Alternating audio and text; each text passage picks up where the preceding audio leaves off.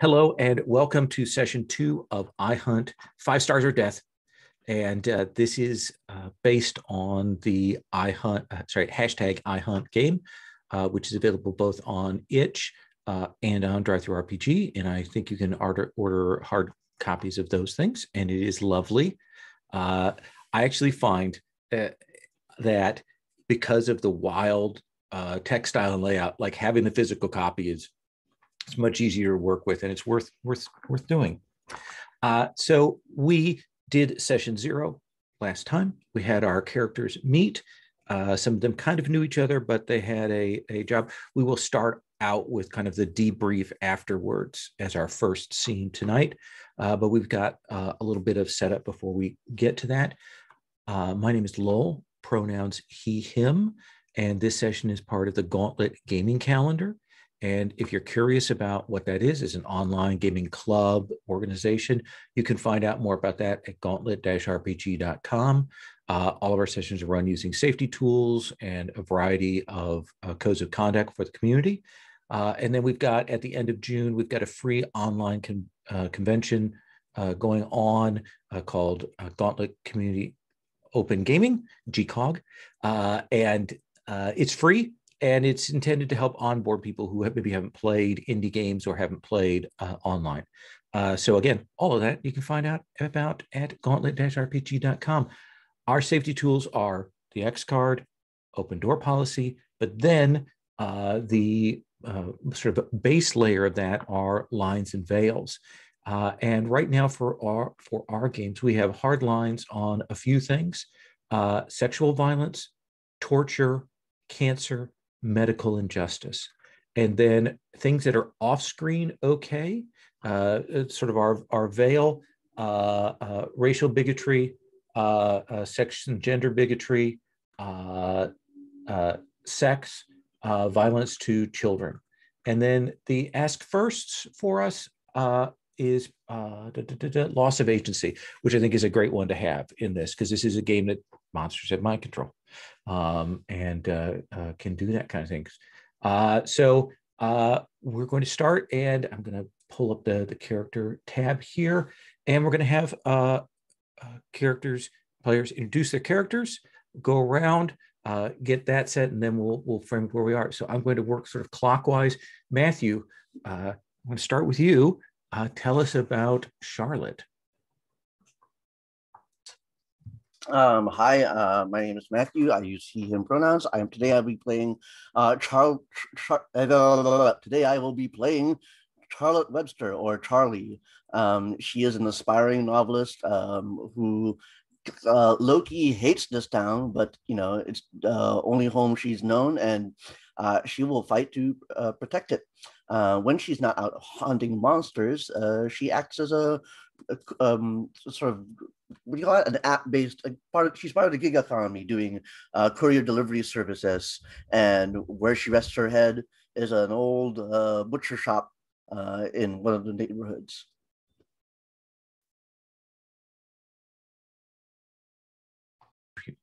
So one of the things I noticed is you have one of your 2 starting stunts chosen, so you've still got room to make a choice of another stunt as we go along.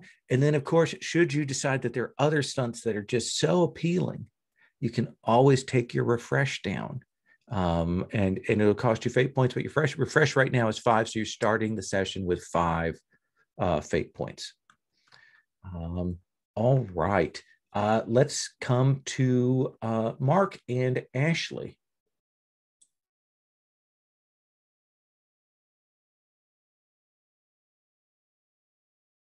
You are muted. With the screen sharing, I was so confused. Oh my gosh. Hi, I'm Mark. I use he, him pronouns. I'm playing Ashley Ash Adams. Ashley uses she, her pronouns. Ashley is within the lore of I Hunt and Evelina, who focuses on knowledge and hunts with that as like their main focus. She is a social media star with a short fuse, and her drama is that she falls in love with people once a day. And I am interested in checking out another stunt as the day goes by here today. And that's pretty much everything that I have for the moment for Ashley. And yeah, you can reset your fate back up to 5. Yes. That brings us to Sherry. Tell us about Cass. Of course. So Cass is, she came out to San Gennaro to go to college. And right now she's at community college because she found out she wasn't quite ready for engineering. She didn't have the math. Her strength wasn't high enough. And she's sort of run out of money. So essentially what it is she tries to scrabble together enough money for her semester at community college, and she keeps her car, and that's about what she has. So she sleeps in her car or she sleeps in the lounge at the community college. The college gives her the education that she's hoping that will let her get on to college for a mechanical engineering degree. That's what she says she's going for. But it's also like she goes there because there's a gym and the lockers and the showers and all of that stuff that go with it. So that's all important for her being able to kind of live a normal-ish life. And so her thing is she's a fooey, and fooey just means that she's kind of a problem solver. She can make things. She can make kind of complicated plans. She's probably up in her head a little bit more than some of the characters. But that's how she gets through all of this. She always tries to have a plan. Her drama is that because she depends on her car so much, and keeping your car in San Gennaro in a city that's fairly sizable is hard and expensive, and she has to keep moving it around. And to make it even more complicated, she's an independent valet. So she parks people's cars for them and says they won't get car tickets. And sometimes they still get parking tickets, and then she kind of has to eat them. But she tries not to, and she has a lot of places she knows that are mostly safe, 95% safe. And yeah, she's gotten more and more loose about the idea of property as time has gone on. So there you go. I think that's the best way to put it. So planner, and juggling a lot of things in her life. Fair enough. Fair enough. That brings us to Shane and Romy. So Romy came out to San Gennaro also to go to college, but really for the college wrestling program, hoping to become an Olympic athlete, but tragically blew out her knee at the Team USA trial, so didn't make the team. Still hoping to make a life as a professional athlete in some capacity, but at the moment sort of getting by between iHunt gigs and Pee Wee wrestling classes that she runs at a local gym. iHunt-wise, she's a 66, which is to say she focuses on organizing and social skills and things like that. She's good with people, but of course she can also fight because she also almost went to the Olympics for wrestling. I did pick out, like, fill out my stunts for this session. So I took a second stunt, it's the right words, which is about sort of talking to someone, spending a fate point to reduce one of their consequences. Nice. And you can reset your fate points back up to 5 as well. Great.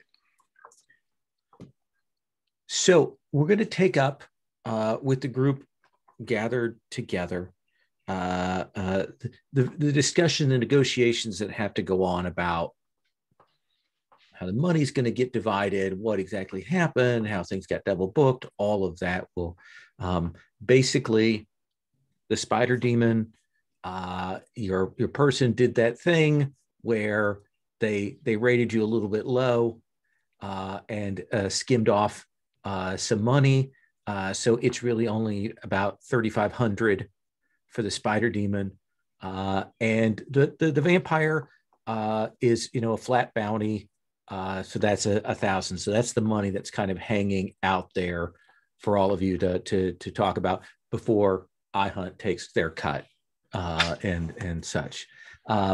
So we take up Sherry. I think I can stop screen sharing. So let me start with you. Tell me about this restaurant, and I'm using air quotes, that you are all four in here at say 2:30 in the morning. I think I like the idea of an automat. I think we had one before. So it's like this automat laundromat. And the thing that's good about it is you can get stuff done even while you're having a snack. And there's a point in the evening at about 1:30 where a bunch of the food goes to half price because it's going to hit its expiration for the day. So you have that opportunity to get in there and get a nice juicy egg sandwich or whatever it is that you want at half price. So that is where Cass will tend to head to. That wall of automat with the put the money in, open the stuff, and then the vending machines, the laundry machines. There's a business center that's basically a fax and a printer over there, and it's the fluorescent lighting is that kind of like slightly eye-burningly white with the linoleum here. Charlie, what do you usually eat at a place like this? Oh, did your earphones go out? You're muted, Matthew. I couldn't hear you for a short second. Oh, that's okay. So what is Charlie of when you have this set of choices? What is Charlie eating? At the automat? Yeah. A cheesecake. Okay. Yeah. And so it's that kind of cheesecake that's been in there for a while. It's gotten a little warm. It's got that condensation on the top of it a little bit. It's like when you put the fork in it, it just kind of falls through. It's got that soft. And not just that, it's one of those cheesecakes where they use a little bit more gelatin than cheese. And so what happens is that the cheese part is extremely soft, but the gelatin part is kind of rubbery, so it's sort of like holding firm, not too firm to be a complete unappetizing, but this is not a genuine cheesecake. Right. And Romy, there were some gore and detritus and goo that struck everyone last time. So how do you look now? Have you managed to clean up? Are you still besmitten? I don't know what the word. So what have we seen? How have you adjusted to this? Yeah, I think that maybe Romy has gotten used now to carrying around a set of like paper overalls to throw on when it's time to come to the automat. I assume that part of the reason we chose this automat is because they have the good detergent somehow, the special cheap detergent that will actually, scour away the spider demon viscera and things like that. So the hoodie's probably still in the dryer, and yeah, she's just casually strutting around in a white paper overall. Yeah. It'll take that stuff off, but it will fade any colors that you have. It is clearly some sort of old behind the iron curtain industrial detergent that got sold in bulk. Yeah, here. Sometimes a bit of a rash afterwards, but yes. Nothing too serious. Can we be cheeky and say the brand is called Hunter's Choice? Oh, and yeah. The mascot is like Mr. Clean, but it's like a guy with a green Robin Hood hat and a bow and arrow. Absolutely. And Ashley, what's your demeanor here amongst this crew of four? So Ashley, I think I'm going to play through all the choices everybody else made. So she wears a two-piece bikini underneath her hunter clothes because she knows it's going to get gory, and so her clothes are in the washer. She's picked a salad, a very sad salad out of the automat, which is very wilted, but she's trying to make the best of it. And so she is she's kind of like picking at the salad and eyeballing Charlie because she's trying to figure out how much she can, how much she can negotiate with Charlie, because Charlie actually killed the vampire, as she recalls. And so, I mean, you know, what is the hunter's code in terms of how you contribute to a kill in terms of what your financial payout is going to be? So you know that if you both put in for it, that will go up to iHunt disputes, and it will be weeks before they get back to you. You know, you have to work it out now, or it'll get tied up and they will nickel and dime you. Okay. So she's like, so Charlie, I don't know if you noticed, but I really put a big hit in on that vampire. And, you know, I think we could go halvesies. Do you think so? Charlie, like, you know, just sort of nods, you know, sort of like, it seems like she's half listening, but she's going, you know, and you're not quite sure if she heard you. But then when you say like halfway, it's like, sure, no problem. Okay, cool. And then she puts out her hand to shake your hand. No, and Charlie just does an awkward like elbow and fist bump with Ash instead of trying to grasp your palm. Okay. Hunter seal. Thanks. And so let me ask this then. There's sort of a negotiation that has to go on then between Indy and Romy. And what is that like? Well, I think, like, firstly, while I'm overhearing this conversation, I'm really thinking about how I did kick some vomit into that vampire's face. And that, like, I didn't kill the vampire, but I definitely helped. And I'm not saying we should split it 3 ways, but, you know, it definitely crosses my mind. Should I try and, you know, negotiate for some sort of share in the vampire money? And I think that thought fades because I realize that the real negotiation that needs to happen is with Indy. I guess I will maybe walk over to you and say, so they're splitting their vampire in half. Did you hear that? Yep. What do you think about that? And she kind of looks at it and goes, "Okay, so when did you do your accept on the spider demon?" So I think that there's still problems with the app on her phone. Like, she tries to check the time, but it's still just freezing up. Like, look, well, what time did you accept the job? She taps hers and she goes, "I got it about 40 minutes before I saw you." Most of that was just kind of trying to find the right area. There's a lot of dock stuff down here. I mean, are you saying that the person who got the notification first should get the money? No, I was just curious. Curious. I mean, what should I say? I try to see which of the clients are kind of playing it a little skeevy, and if I can pay it back to them, I will.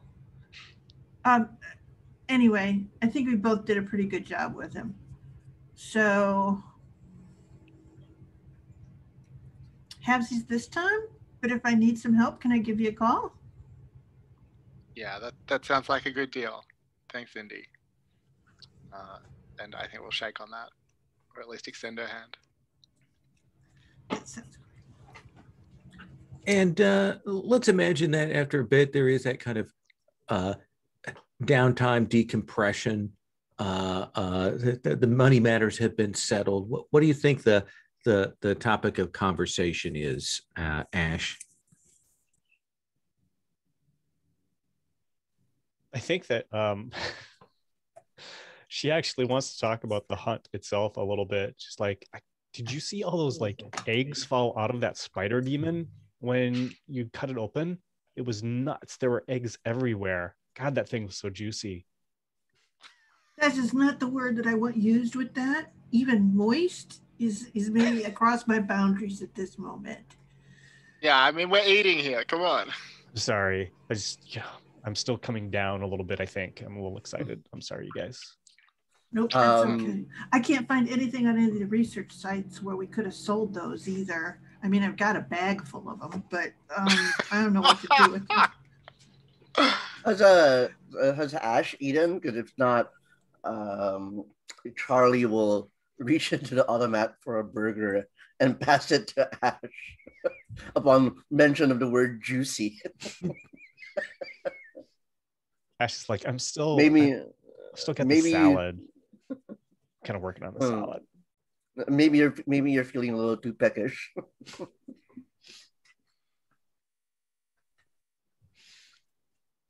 So kind of stops and goes, so it didn't seem like they're working together, the vampire and the spider demon. So it's yeah. I say this town breeds evil. I mean, it doesn't surprise me that every unnatural creature out there is would end up working together at some point or another.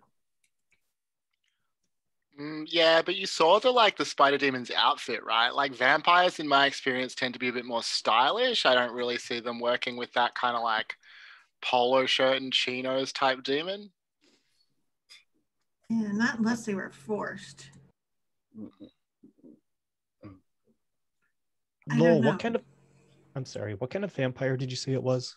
So it's and I may be saying it wrong, but it's a comatose, which is a bat essentially form vampire. Got it. Thank you. You know that vampires are probably one of the more common things around in the city, and as an Evelina, you know that there are a couple of different types.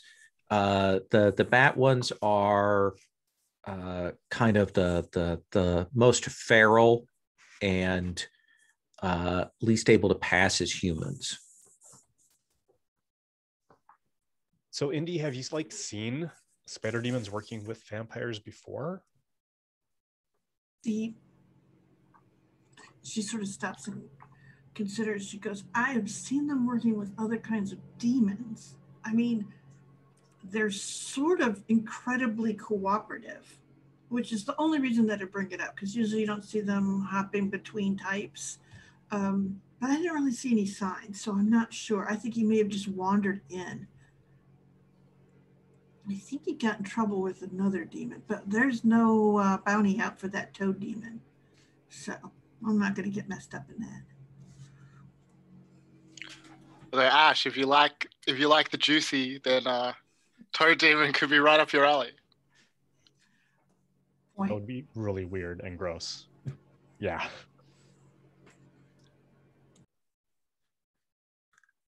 Cass, you will get an alert on your phone that says the iHunt app needs to be updated. This is a 538 meg download. Do you want to download it now? Oh shit, I don't have that much space on my phone. So she kind of sort of tries to swipe the update away and clear some space off. And I think the others of you, well, except for Romy, will get that same sort of, would you like to update now? Notification there. The first thing Charlie does is swipe out of the notification, go into the browser, and check the forums. Does this update work? It's new. There's nothing on the forums. It's apparently an update.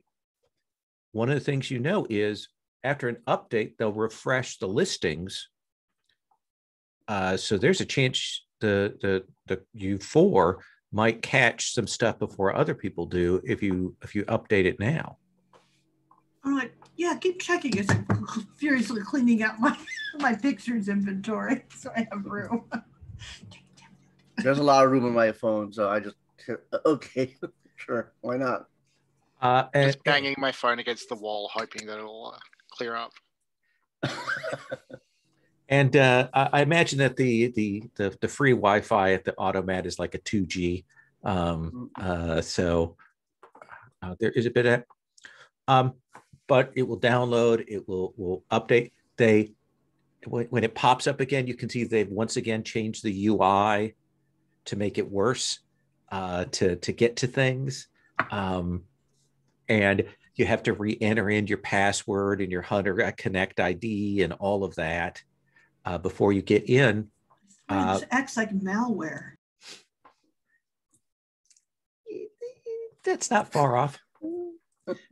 Now, most of you have been taking half, 1.5, 2-star jobs. But you will see that a set of jobs will pop up.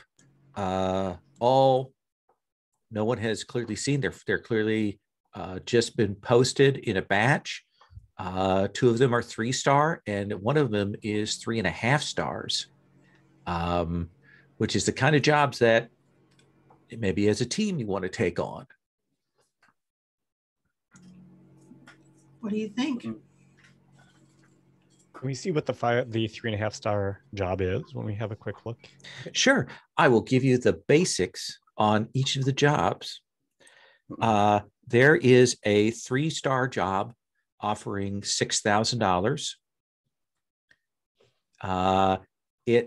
It says cleaning out incident in business center. It says Walking Dead ? Need them cleared. And what does the other one say? The next one says is 3 stars. It's offering $3,500, and it says landlord using monster to kill tenants.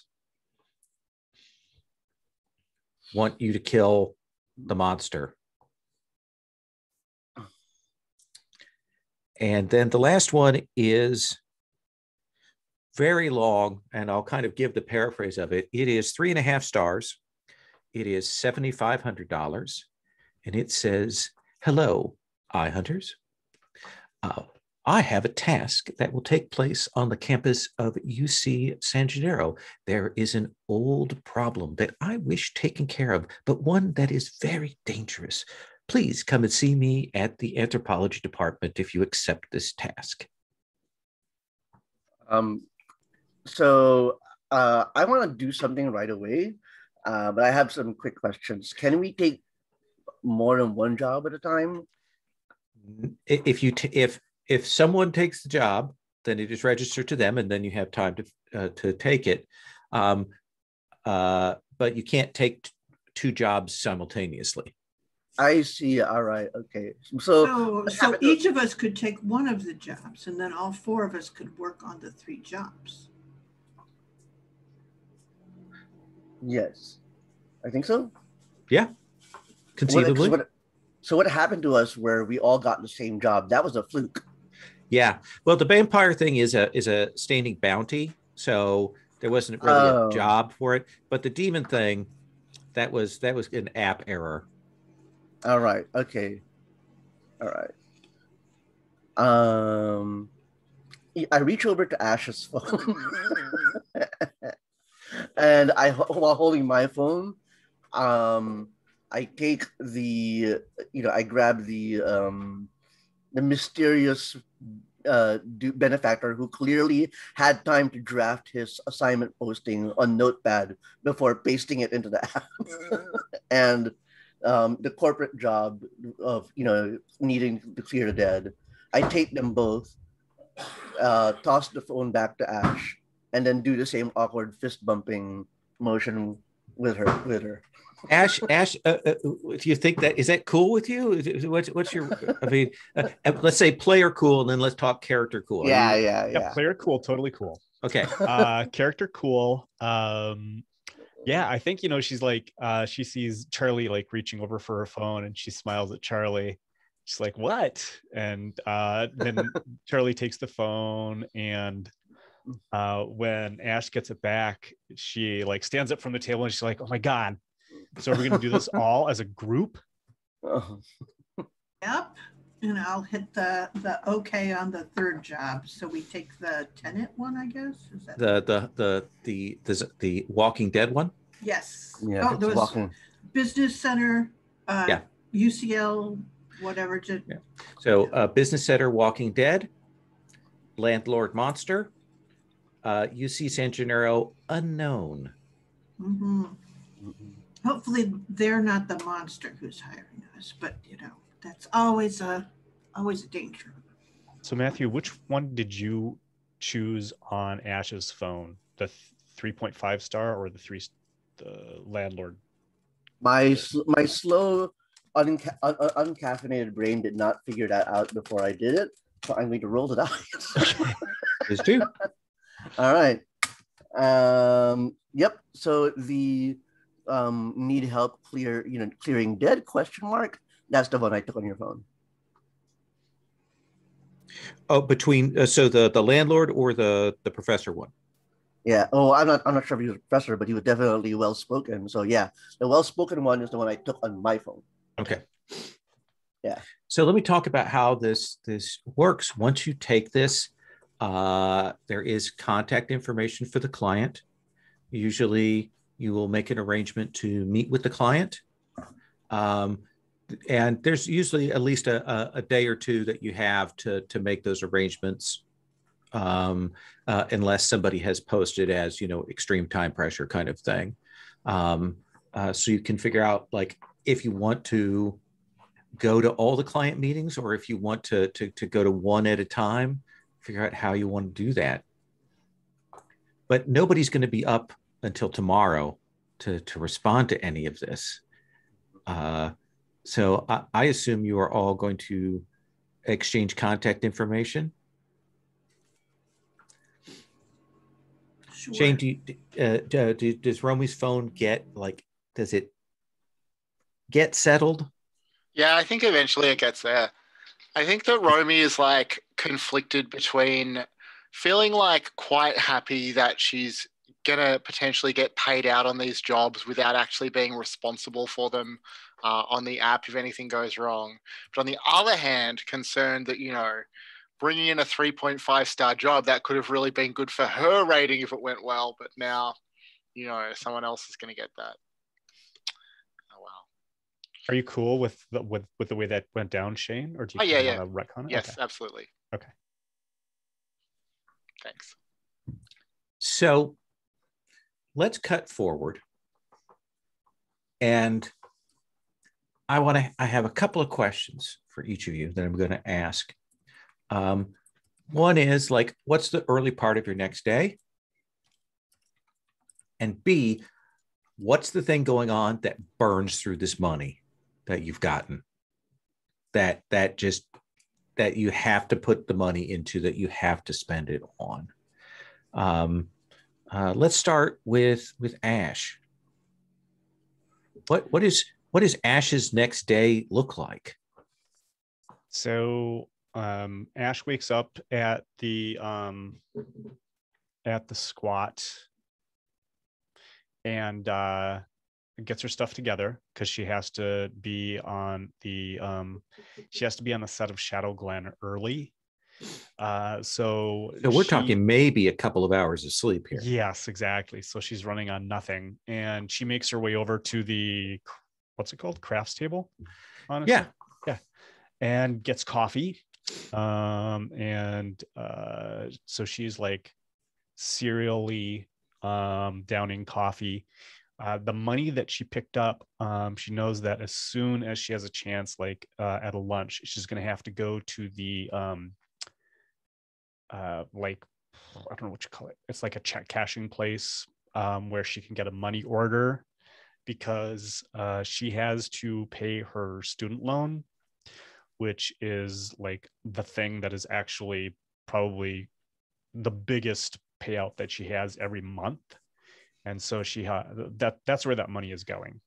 And still she's going to be behind, at least a little bit. As you're, okay, like mid-morning, as you've gotten some craft service, you've been running around doing the jobs, and you're like, okay, I got to get to that. One of the ADs comes over to you and says, so Ashley,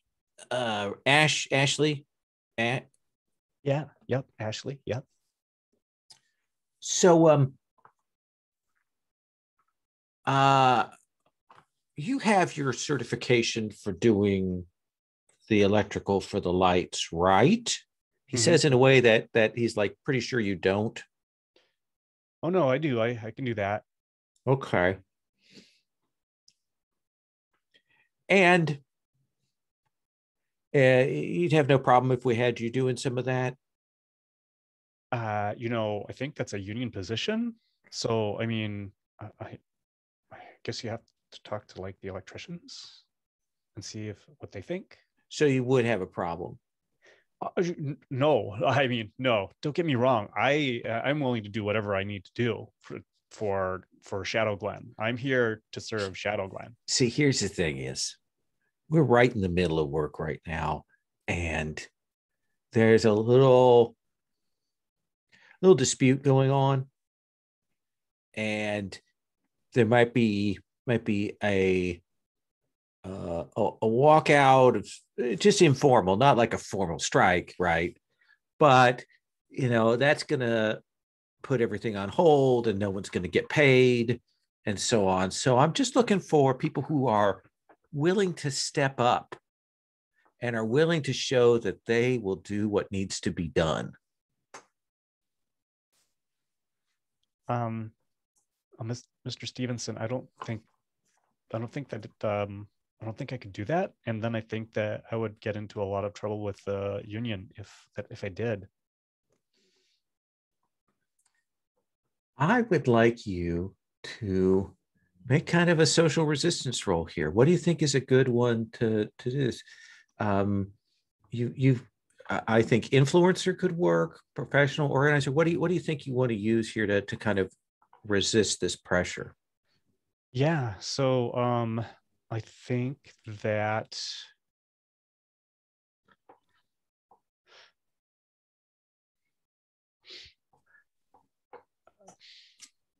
I'm kind of thinking actually academic in the sense that she knows how the structure works. Okay. And she feels like there will be a real problem if she goes along with this. So I'm going to say academic. Then let's have you roll. So she's using difficulty logic. right now is a 3. Okay. All right. So that's going to be a +3 for academics. So let's see how the dice help me this evening.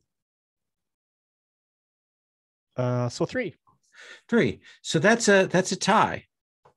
So you're not going to crack, but he's going to kind of have some pressure on you. There's going to be a little bit of that. Are you good with that, or do you want to spend a fate point to bump it? Yeah. Do we feel like it's going to be kind of? Is it resolved at this point, or do I feel like he's going to keep coming at me? If it's a tie, he's going to come back at you right now. Okay. So let's see. No, I'm going to spend a fate point, and I'm going to tap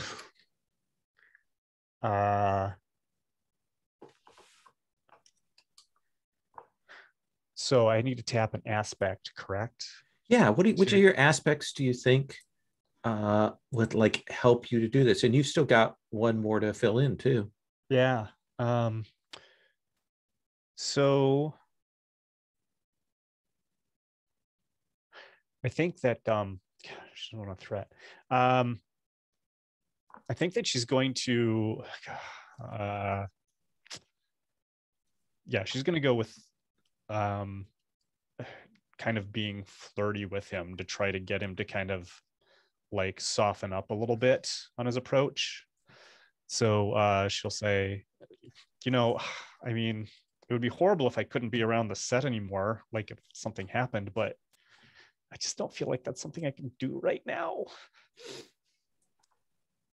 you kind of lay it on him. Eventually, he's clear that his pushing is not going to get anywhere. He's going to have to find someone else, but he also clearly sees that like giving you the boot or causing you problems is more costly to him. He's like, okay, puts his hand on your shoulder, perhaps a little more intimately than you would care for, and he's like, no, you don't worry about it. Everything's gonna be fine. Everything's gonna be fine. Okay. I'm sorry I put you in that position. Don't worry about it, and don't mention it to anyone. Okay. Oh, that's no problem. And she's thinking about like what type of small monster she can unleash in his trailer at some point in the future. Okay. And he will head off. He kind of Baby spider demons. I was just typing the same thing in the chat. Perfect. Oh my god. Let's come to Romy. Romy, what is your morning look like here? Yeah, Do you get to sleep in or not? Definitely not. So a few hours sleep, not as much as she'd like. Then she gets up, she tapes up her knee, she pulls on her knee brace, and she goes out for a morning run. Right as the sun's coming up, I think. Just part of the daily routine. And how is she feeling today after that workout last night? Is it elated or is it sore? I mean, she feels sore all the time. So the pain's moved around a little bit. Like maybe she feels it more in her shoulder now. She's always in a fair bit of pain, but she feels good about it. She took down that spider demon pretty well. Feels good about the sort of, connection that she formed, in particular with Indy, but with the others as well. Has some more jobs coming in. She knows that the spider demon money is already spent, so having some more jobs lined up definitely makes her feel better about things. And what is burning the hole in your pocket? Where does that money get flushed down to? Yeah, so I think that she needs to renew her first aid certification. If she doesn't have that up to date, she can't coach at the gym, and that's that's been weighing on her for the last couple of weeks that it was coming due. Yeah, they've been there's been that thing where the sensei, the gym has been like, so you've got that straightened out. Kind of need to get that all filled out for everybody. Get that in the system. Yeah, like it's just been hanging over her head that everything was okay as long as nothing bad happened. But if the insurance company had to get involved for any reason, like if there was an accident, that would have been bad. So what work tasks do you actually have today? So I think, so maybe after a run, she heads in for the morning class with the 5 to 8 year olds. And then she'll have to come back in the early evening, like after school for the slightly older kids. I think she unlocks the gym in the morning as well, sets it up, mops the mats, things like that. And what is the worst part about dealing with the parents? So mostly I think she enjoys dealing with the parents. She thinks of herself as pretty social, pretty easy to get along with. But there's one parent in particular. He's some sort of lawyer. She's not sure exactly, but just refuses to ever accept that the child has done anything wrong. Little Timmy can be a bit of a terror sometimes. Can really chew up a lot of attention, distract the other kids. And she's tried talking to his dad about that, and dad just isn't hearing it. Like he's paying for the service. He's not really interested in the actual, what's actually happening. And the gym owner comes over to you late that morning and says, I understand that you talked with Mr. Jeremiah yesterday about his son. Well, I tried to, yeah. So I need you to kind of cut some slack there.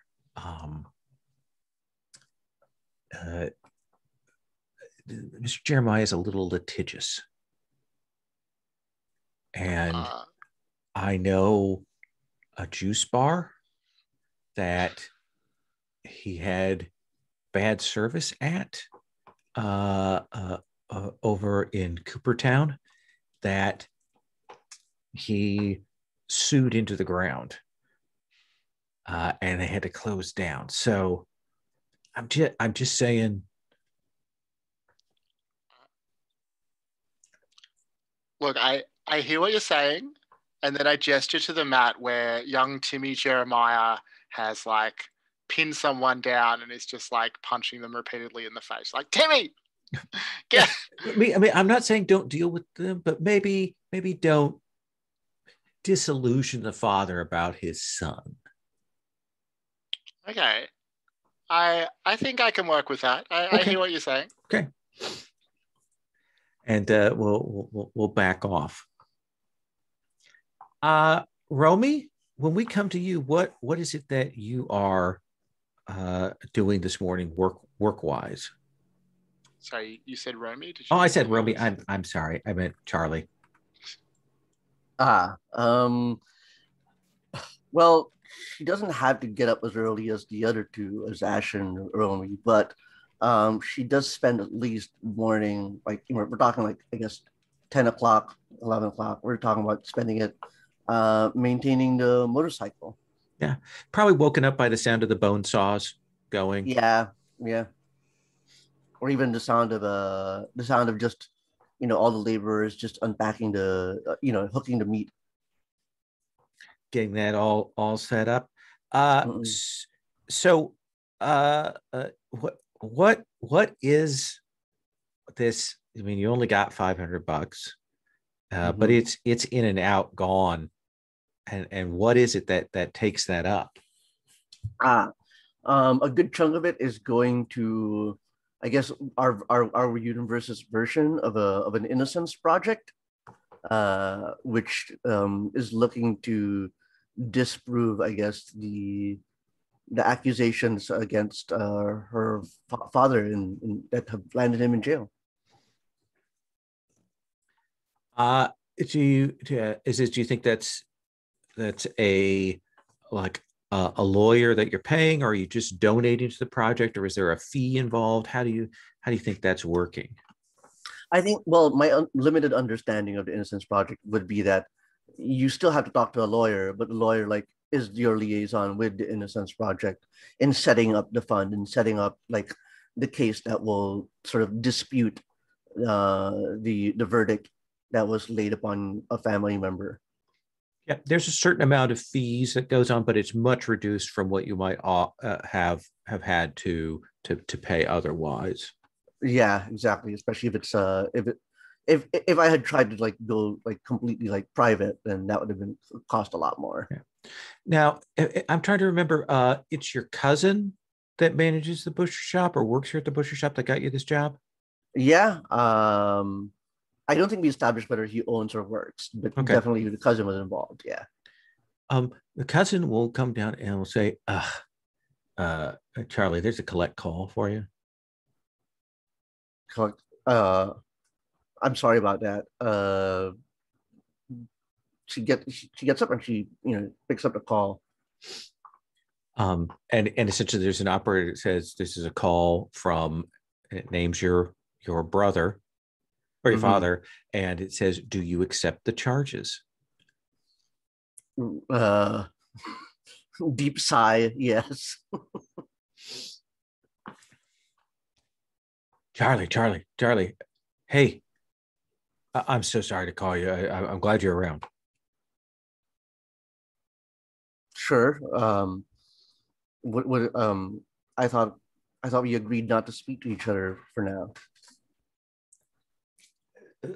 I wouldn't have called you if it wasn't an emergency. What kind of emergency? You do deliveries, things, right? I need you to pick something up from a guy and hand it off to another guy. Listen, Dad. What do you mean, a guy? I can't just pick up packages from, just anybody. I don't, this job isn't, this job goes through an app, it's not just my freelance business or anything. I'll have, somebody's going to call you about this. They're a friend of mine here in the Slammer. And it would help me out a lot if you were to do this. I try to ascertain like what's going on with his voice, with his demeanor. Sure. What do you think is the proper role to kind of get the full read on this? I think maybe social worker. Yeah, let's have you roll. I think difficulty 2, let's say. All right. Whoops, I forgot to open the roll with me. Roll with me. Where is the roll with me? Oh, here. Copy, paste. I'll drop it in the chat. There you go. That's right. I hunt 5 stars. Wow.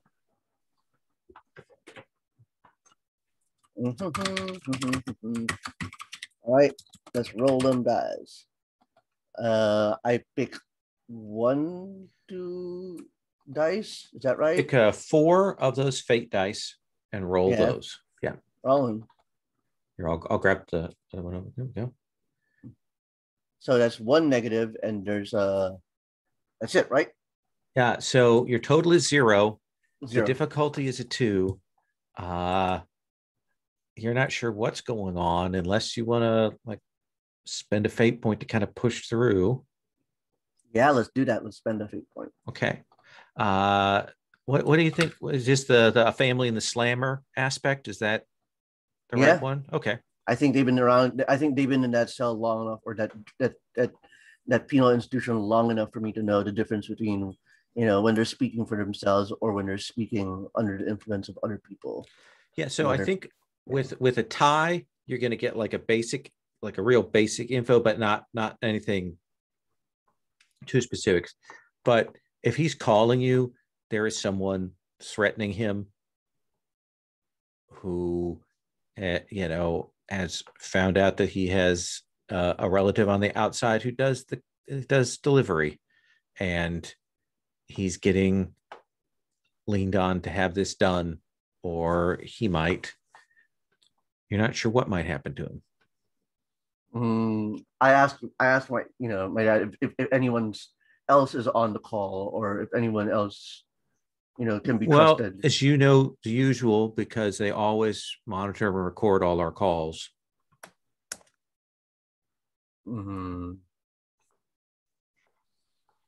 So when that guy calls, if you could do that, it'd be really appreciated.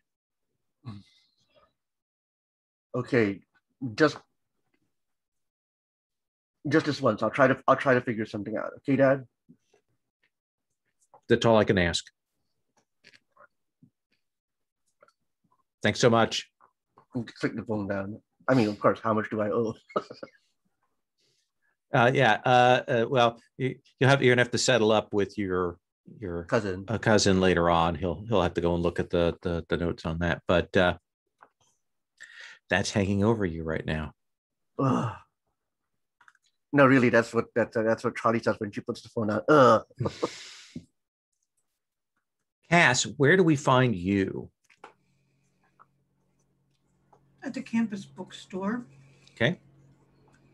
And she's gone to buy the textbooks for all her classes. She hasn't until now because she hasn't had the money. I don't think she's standing there in the thing with where her class, where the sort of, what is it? Probably like English 106 or whatever. And you look under it, instead of there being books that she's supposed to buy, there's these QR codes. She sort of goes, she puts her phone up and it rings it up for $300 for an e-digital anthology with, criticism in it. And she's like, oh. And then she goes to the next class. It's like, oh yeah, it goes away. And these are not purchases; these are rentals. so they essentially will go away at the end of the semester. Yep. Is that eating up all your money, or is that everything? That's like a surprisingly large chunk. I think the rest she pays down on the parking tickets, just because she's got to keep them down so that she doesn't become what do you say, a good target for one of the other gig economies where they hunt down people that the court wants to have pulled in front of them. So, non-violent offenders. So who is your nemesis in terms of these parking issues, especially around maybe the community college area and stuff? I think, is it a rival? Is it a meter maid? Is it campus security? Campus security. It's okay. Definitely campus security. And yeah, and I think that a big part of it is because her car is so nice that they're always, it's too easy for them to finger it, and they're always kind of there giving her the jab, and they've kind of slowly over the last year and a half picked up a whole set of things that they can kind of look out for to catch her at, if that makes any sense. You're pretty sure likely to roust her from the lounge, that kind of thing. Yeah. It's that. You suspect that they think you're a drug dealer. And there is that bit when you're heading back to that car when you hear the kind of wet of the guy and kind of look back and you see the security guy, fingers are in the belt, and it kind of rolls up to you. We have no business. Oh, you're parked on campus, Miss Kowal, Miss K. So that's my business. This whole campus is my business. Yeah. So I'm leaving now. See ya. Hang on. And he does the thing where he very ostentatiously walks, and he's walking around your car, clearly in that way that he is looking for something to call you on. How do you want to deal with this? How do you want to defend against this kind of abuse of authority? Dang it. Oh, that's interesting. I think she's kind of furious, and she leans back against her car and she's sort of looking around fuming. And I think there's that thing of when she sees one of her professors go by and she actually calls out to them. And, and essentially goes, oh yeah, Dr. Ness. And and she'll walk over there to talk to him. And then she'll go, well, hey, do you want to go get coffee? And I guess she'll just bring the professor back, take him out, they'll go get coffee.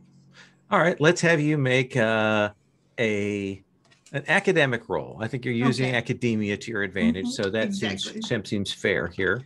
All right, so I got to roll and add 3. That's not bad, but then it's fate dice, so it could be. So it could be terrible. It could be terrible. All right. Let's see.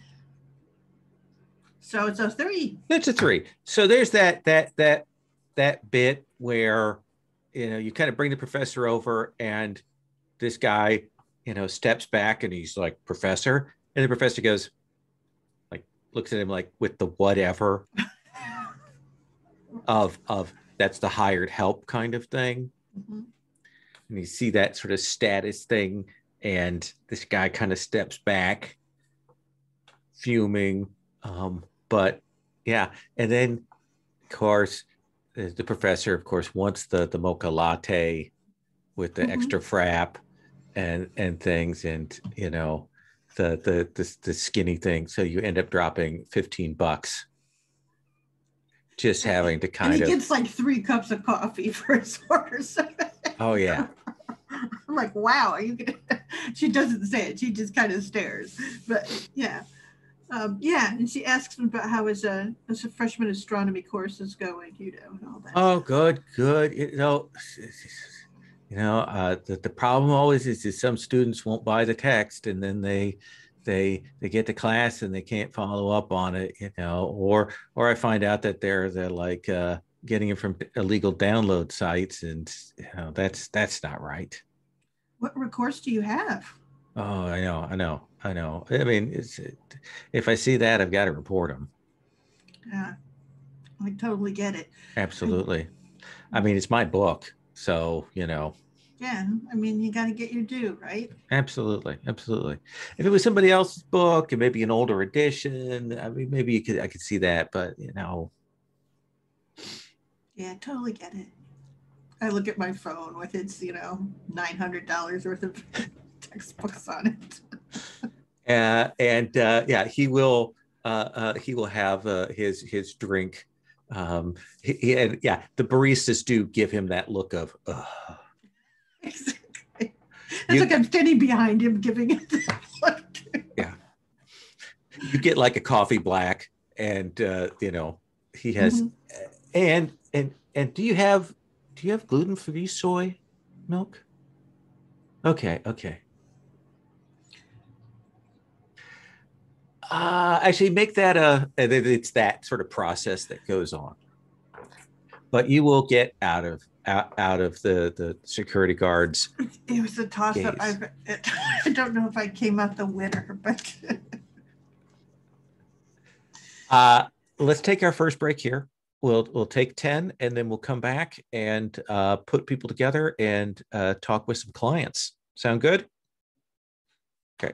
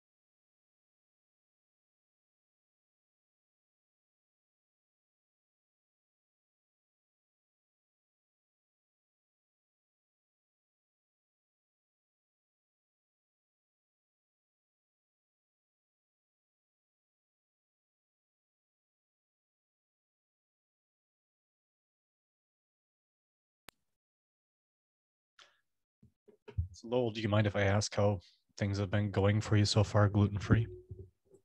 Not bad. I'm still getting used to the idea of the sheer number of things that I adore that I'm not going to have again. Yeah.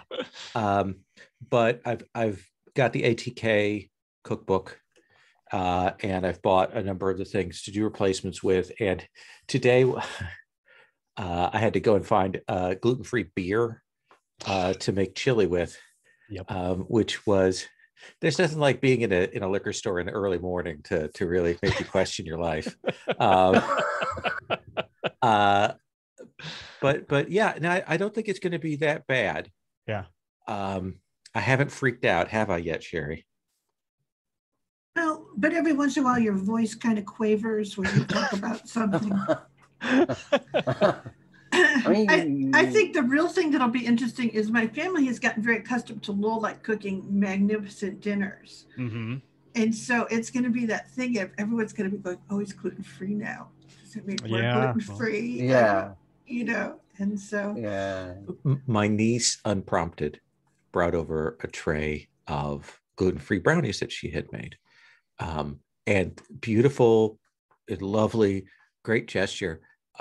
And they were actually quite good. Quite good, except that I'm not a fan of nuts. And in fact, many nuts, when I eat them, they don't taste like food to me. Like there's something about them that I think my body goes, that's not food. And she had used almond flour, and there was something about that combined with the cocoa and stuff that really hit my palate very wrong, and I felt so bad. I have to tell her tomorrow, so she doesn't make me anymore. Right. Because otherwise I'm going to get dozens and dozens of these brownies that I'll have to eat on myself. And they're good. They were good, yeah. I can't eat a whole tray. Yeah. But there was a whole set of things that I had bought like that weekend before I got the news on a Monday morning, after I'd eaten a big bowl of Wheaties. That Sherry had to eat all of the pita chips and the ginger snaps I had bought and stuff, but it'll be fine. The 50-pound bag of King Arthur flour, that hurts. It hurts, but what I'll be doing is making a loaf of bread in our bread machine and sending it on to Sherry's parents and giving Sherry a half loaf so she can have fresh bread that she can make stuff with. So we will get through it, but it's, I don't think it's entirely set in for me that this is something that's going to be going on for the rest of my days. Yeah.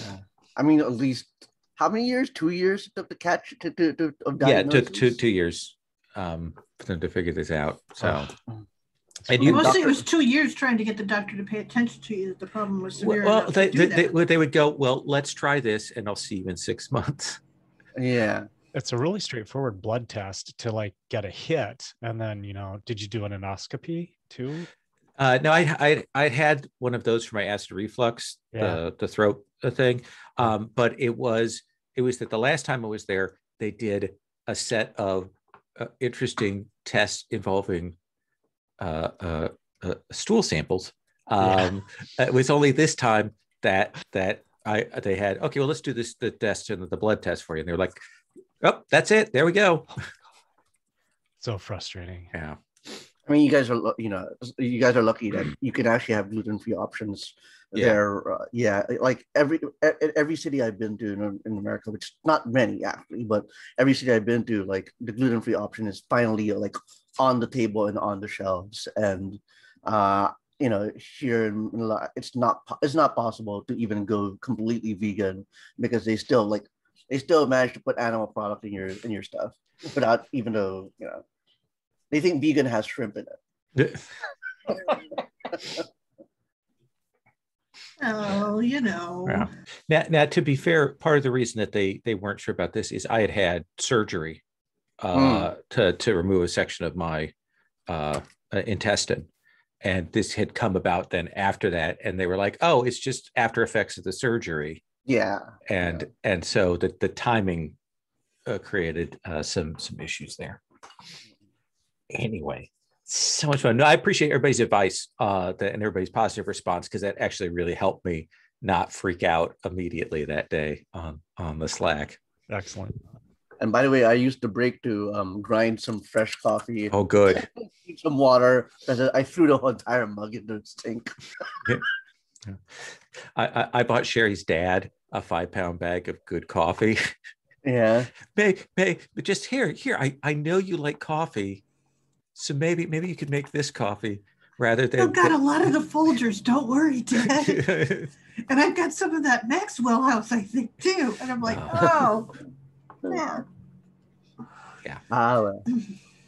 So let's take up with the four of you meeting in the afternoon or late day, like after work is done, task to run, to talk about how you want to do this. Do all four of you want to go to each client meeting? How do you want to prioritize that?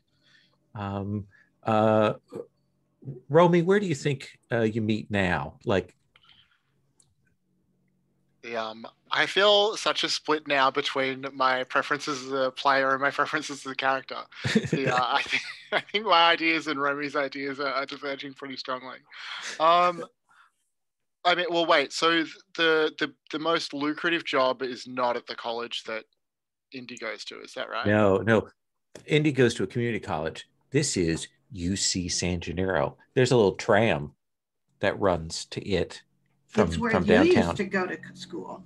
Yeah, it's right. The big school. Well, has a film school and everything. Oh, nice. I mean, maybe I've just offered the gym. Like, I have the keys. I'm supposed to clean up after the classes. So after I clear out all the kids in the morning, I invite you all over, while I'm finishing mopping up and tidying up the lost property and stuff like that. Ash, what is the thing, like the most striking detail of this gym when you get to it that like immediately like pings for you? Is it something on the wall? Is it the name? Is it a smell? I'm sorry, did you put that out to Ash? Put that out to Ash. Okay. I think that it's like these really outdated 1980s and 1990s like inspirational posters that are on the walls. Go for it, and you can do it, and some things along those lines. There's got to be better stuff. But I think that that's the thing that really sticks out. They're everywhere, and I don't know why they don't update them. But the lots of pictures of chimps and kittens on branches and that kind of thing. Yeah. Cass, where do you think the four of you actually meet? Like, sit down to have this talk? Is it an office? Is it a lounge? Is it where do you think it is in this building?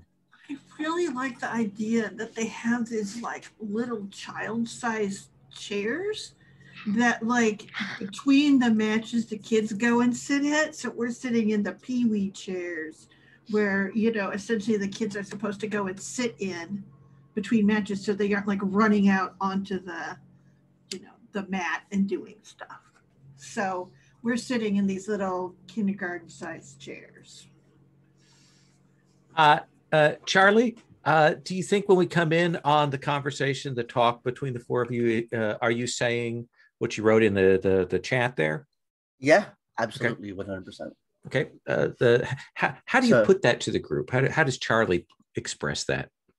Yeah. First, so what Charlie says is, look, I know we've all taken a lot of assignments today, and we're gonna help each other out because it's in our best interest to do so. But with regards to mystery man over here, I really think we got to meet him together. There's no, these types, the kind of people who are able to draft their assignment postings before they make them. Those are people with enough money to have spare time on hand and they are not above taking advantage of people. And I think if we meet them as a group, he's less liable to, pick us apart, prey on us, and sort of put us in a difficult situation. You really don't know academics, do you? Nope.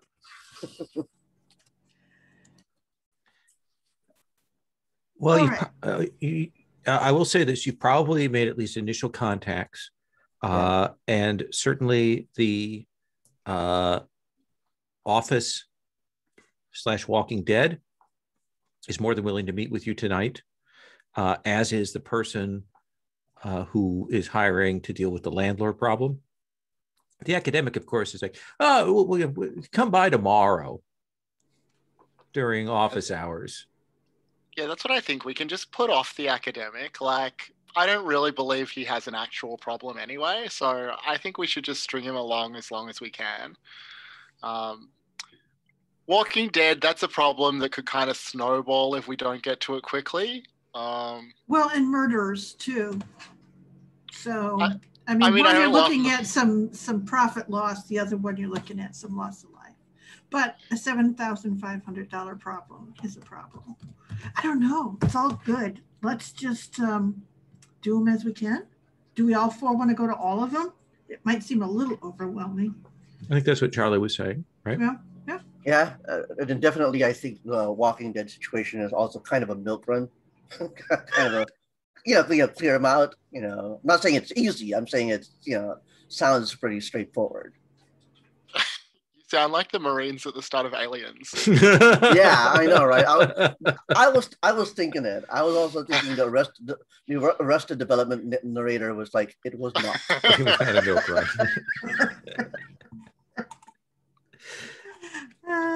I'll tell you what. Whatever we do, I will record any of the ones I'm at. So I'll just send them up to the cloud. Well, let's do this. Let's do this. Let's have you meet with the two potential evening clients to talk with them, and we'll kind of do those scenes. Let's start, because it's the first one written on my page. Let's start with the Walking Dead one. You tried to get us to do this last game, didn't you? Maybe.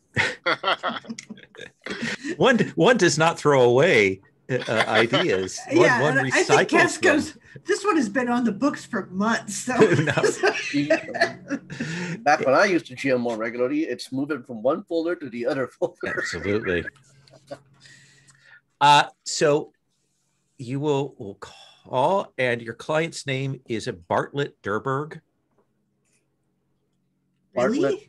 Bartlett Durberg. Wow. And he has you meet him at an innovation center.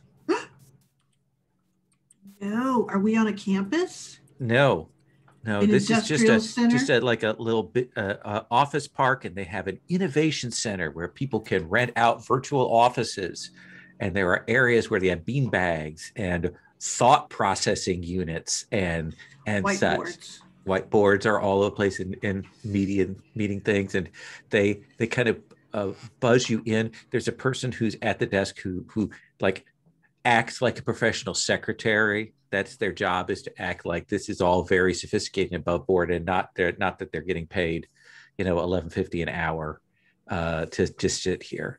And they'll say, hold on, let me check with Mr. Durberg. Mr. Durberg, the people we were waiting have arrived. Should I send them up? Yeah. So if you'll follow the magenta line to the elevators, and you'll go up to the second floor and follow it along there to Mr. Durberg's office. That only works because we're all female, right? Oh, good point. And the four of you will walk through this building. It is half occupancy. There are a lot of sad, like, innovation toys and models and things like that have clearly been sitting there for a while, dust gathering on them. You'll head upstairs, and there's a little querying station like the little office kind of thing over there, and you go down to what is clearly an office that Durberg has rented maybe for a week, but is set up to make it look like it's a more permanent occupancy kind of thing. And he is a thin guy in his mid to late 30s. He's clearly spent a lot on a nice haircut, but it's not as nice as he thinks it is. And he's got on like fancy pants. Like clearly they're expensive. They don't look great, but clearly someone has told him that these are stylish. And he's like, great. Oh, well, it's four of you. That's great. Yeah. Come in, sit down. Grab. There's only 3 chairs. You can grab that beanbag from out front if you want for that to sit there. Or look, I'll just stand. Thanks very much. Okay. So you're eye hunters. Okay, great. You've done this a lot. All right. So here's the situation. I have a phone bank in a office building that's relatively low occupancy. So I've got a whole floor. And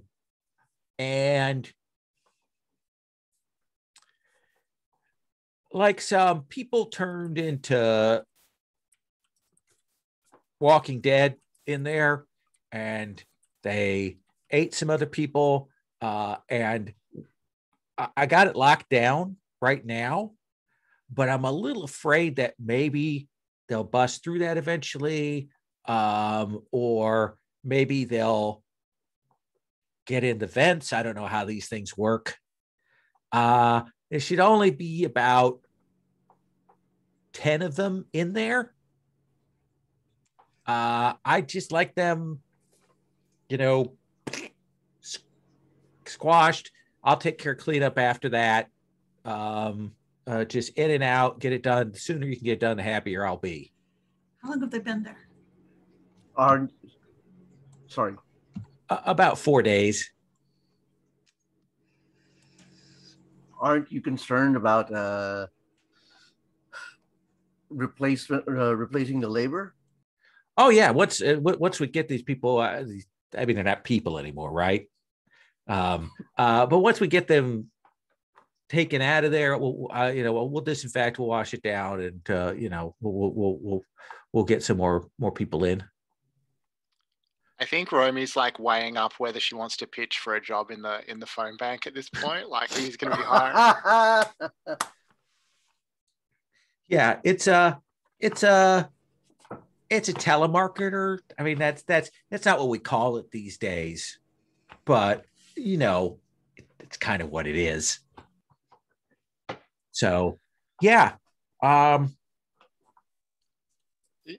When you say lockdown, mm-hmm. Were there any humans still inside when you locked it down? I don't think so anymore. Great. Right. Essentially, the elevator that goes up to that floor is out of order, and we've got the stairwell locked. And it's low occupancy, so we should be okay. I'm just worried about the smell getting other people upset. I'd like to get that taken care of.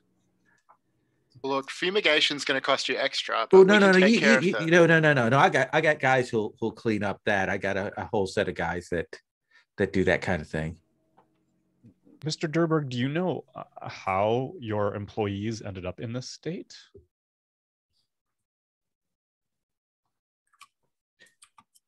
No. He says most unconvincingly.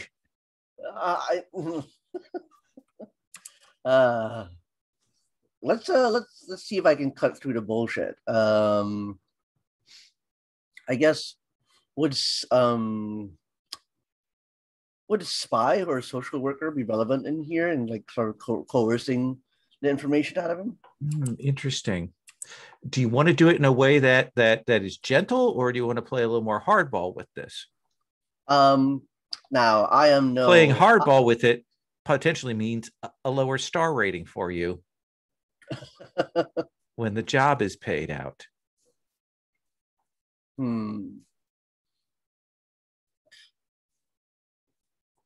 mean, what do you mean by hardball? Because are you going to be aggressive about questioning him, or are you going to be a little more gentle, like just being nice about trying to get the information, or are you going to be like, look, asshole?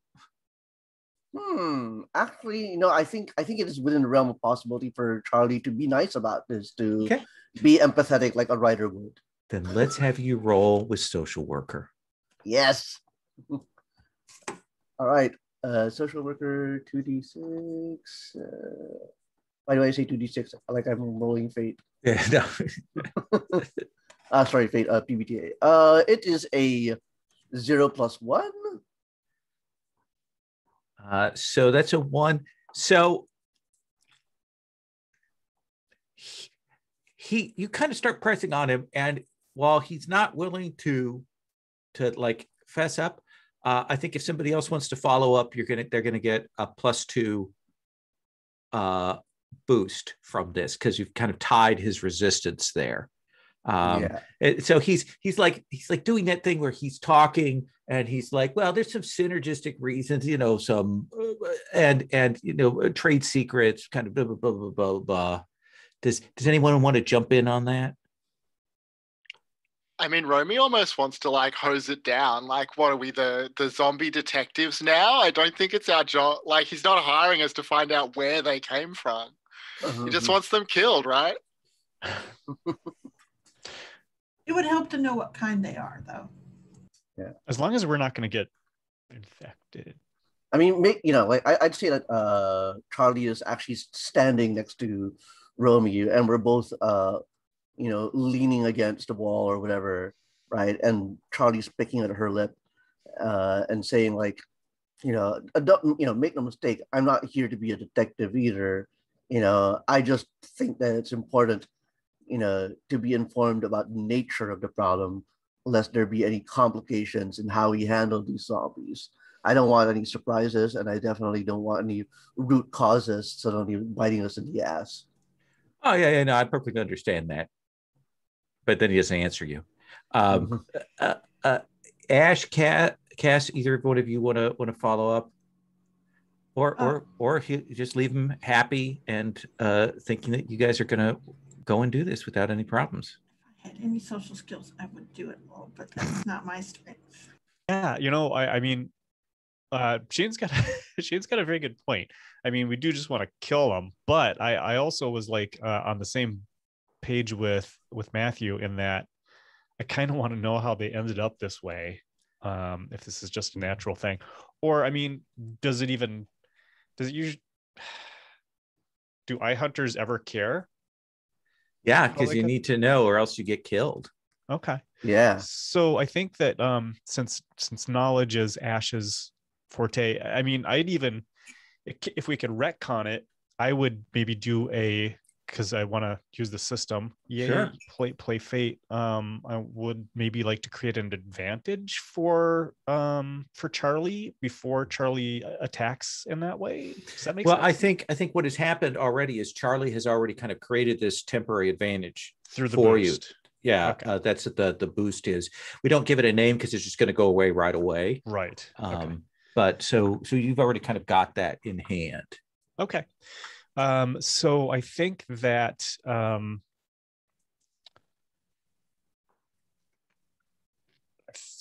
should read this. I think that Ashley's going to try to pursue this like with kind of a grifter approach. Okay. In that she says, Mr. Durberg, excuse me. Durberg. Yes, sir. We've been in this business a long time. He looks around. We're all in our 20s. And we understand where you're coming from, but what we really need to know is how they ended up in this state to begin with. Have you roll with Grifter. You have an additional +2 from Charlie's setup. Okay, so it's going to be +4 total. I just want to say in the 2010s, having a job longer than 2 years is being around for a long time. Yeah. All right. So it's going to be +1. And I don't think that there's anything else that I can, I mean, I guess I could lean on. You could spend a fate point and re-roll because you have a really good chance of rolling better than that. That's right. -3. You're absolutely right. Thank you so much, Sherry.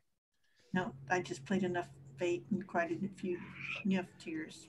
What do you want to tag as your aspect here? It's a short fuse, I think. Yeah. She's getting a little bit angry because he's being unnecessarily obtuse from her vantage point. So okay, so that's going to be a +1 +4, so 5. I say. So this is proprietary. All right. What I'm about to tell you. We were trying out a new script that includes a set of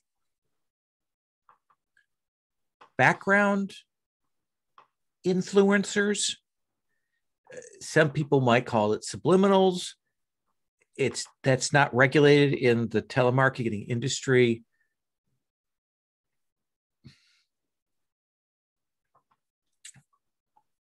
I think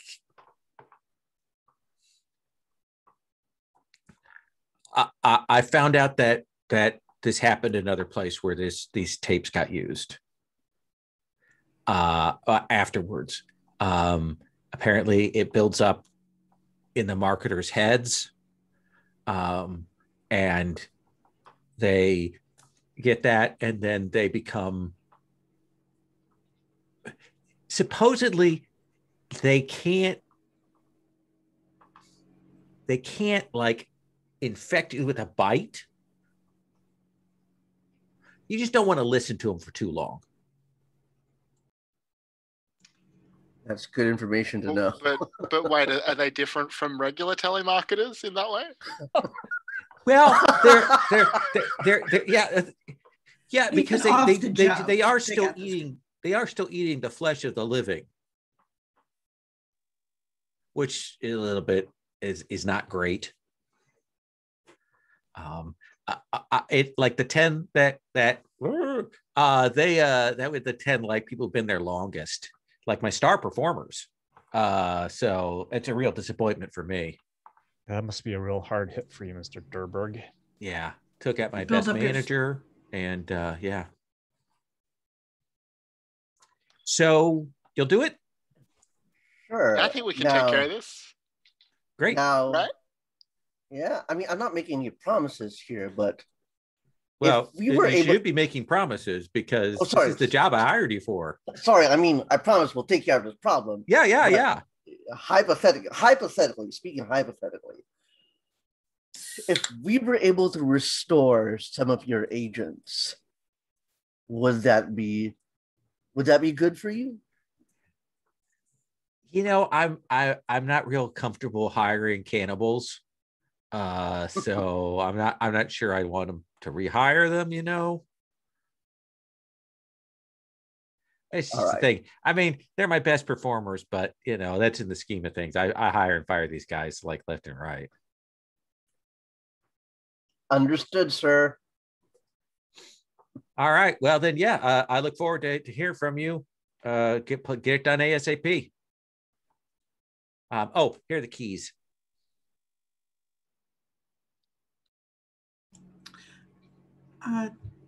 The tapes. Mm-hmm. Do you need those back? No, they're actually in the little like computer system for the thing. We do everything like electronically. That's interesting. Okay. Yeah, like I say tapes, but it's really an M3.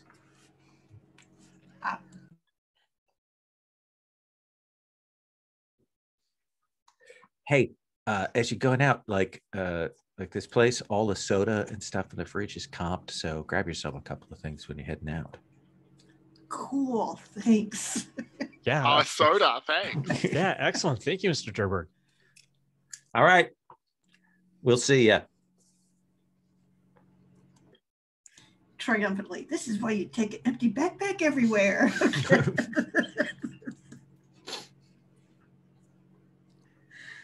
I assume you clear out the fridge and the snacks. Oh yeah. Oh yeah. So, Do you folks read this as the telemarketers are still, the monsters are still capable of speech and they might deliver this information to us? Yeah, we're gonna want to get headphones and then put noise cancelers over Earplugs, them. yeah. And we need to be able to talk to each other. But okay, copy that. It also means a tremendous opportunity to have a very cool soundtrack piping into our ears. I think Romy's worried because she's always been like quite susceptible to late night television advertising, and she's worried that she might really buy what they're selling. okay, so I guess I kind of know that I will have some things to do here to get ready for this for the group. But should we go and talk to the other client first, or do we want to take care of this and then go on to the next client? Yeah, let's talk to the other client. Okay. You will meet up with the client in this little tea place in what's very clearly sort of the Russian, maybe Eastern European neighborhood in the area, a little Moscow kind of thing. It's one of these places that's very clearly one woman making a set of basic dishes. All the tables are different sizes and shapes. The chair, none of the chairs match, but they've got like lots of Russian posters on the wall and tapestries and things like that. And when you get there, there's a young woman who has that glass of red tea sitting there, and she kind of, when she sees you come in, there's the bell. There's a few people there like playing cards. That clearly this is their evening thing, and she'll kind of and she'll say, "Hi, you're the iHunt folks. Why don't you sit down? My name is Marta. I need you to kill a monster." Okay. Do you know what kind of monster? So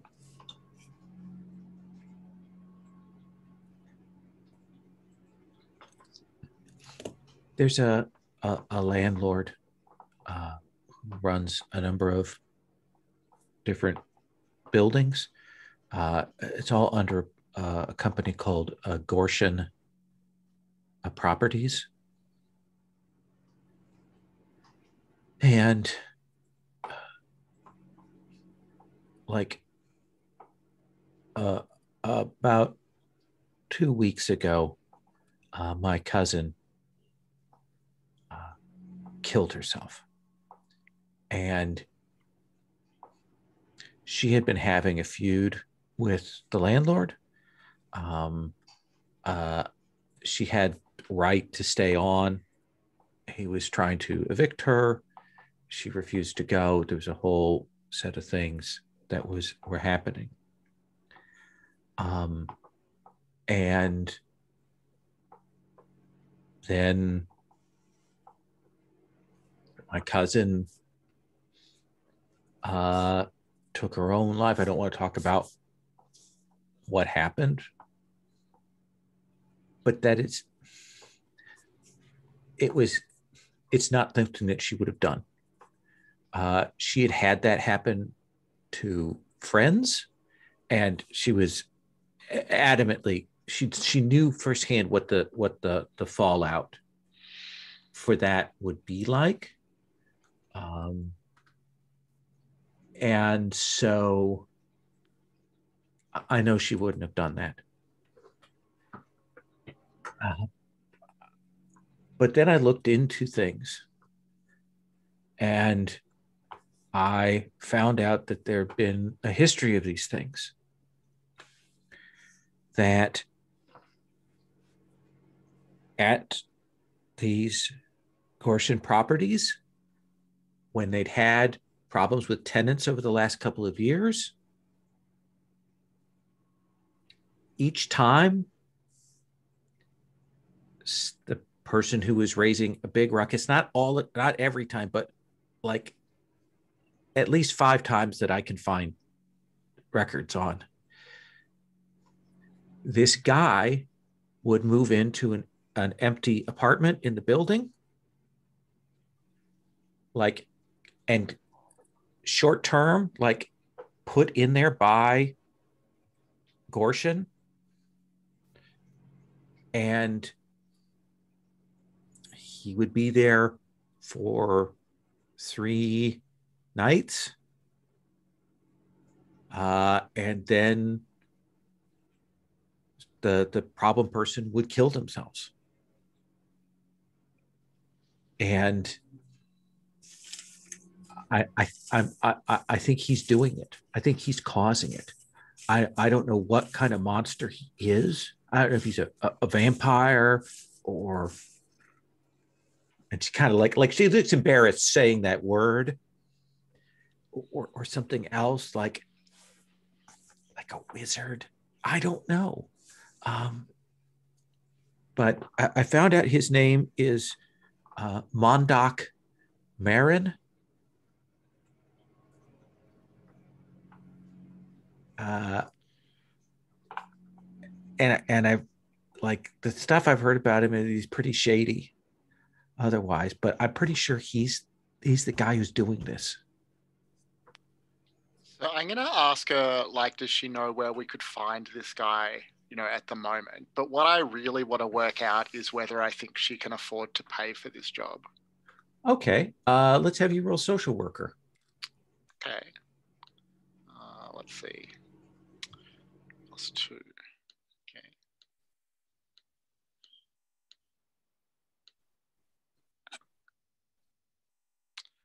So that's a 2 total. She's probably scraped together all the money that she has to do this. All right. She really can't, but she's determined to. Mm-hmm. She says, I've got a couple of places, like bars and things around that he's been seen at, but I mean, I'm not a detective. I mean, I found this stuff out, but is someone in the apartment where he was staying last? I don't know. Probably not. I can give you the address and the details on that. That might give us some hint. And I've got a list of the properties that Gorsian manages. So you might check on that. Right. That sounds great. This doesn't sound crazy to you? No, it doesn't sound crazy. It sounds dangerous, and we aren't sure what it is. So we'll have to do some research and see if we can figure out what we're getting into. Okay. I think that I want to lean over to Indy and be like, I mean, we're not allowed to just kill him if he's a person, right? Like, iHunt doesn't pay out for killing people. And we look at the terms, and it's like, oh no, it's very ambiguous here. It's like supernatural fiends and things like that, right? Or is it like no humans? It doesn't have anything that says no humans. It does say, monsters, supernatural creatures, which, as you know, does definitely include people who have the ability to cast magic, like warlocks, wizards, witches. Yes. Yep, we can do it. I mean, I'm not saying that they're going to stand up for us in the court of law, but iHunt won't get rid of us. Okay.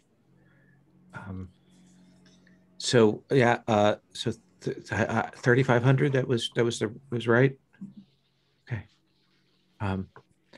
Well, I'll give you my contact information and all the details that I have, and I hope that you'll take care of this before somebody else gets killed. We'll keep in touch.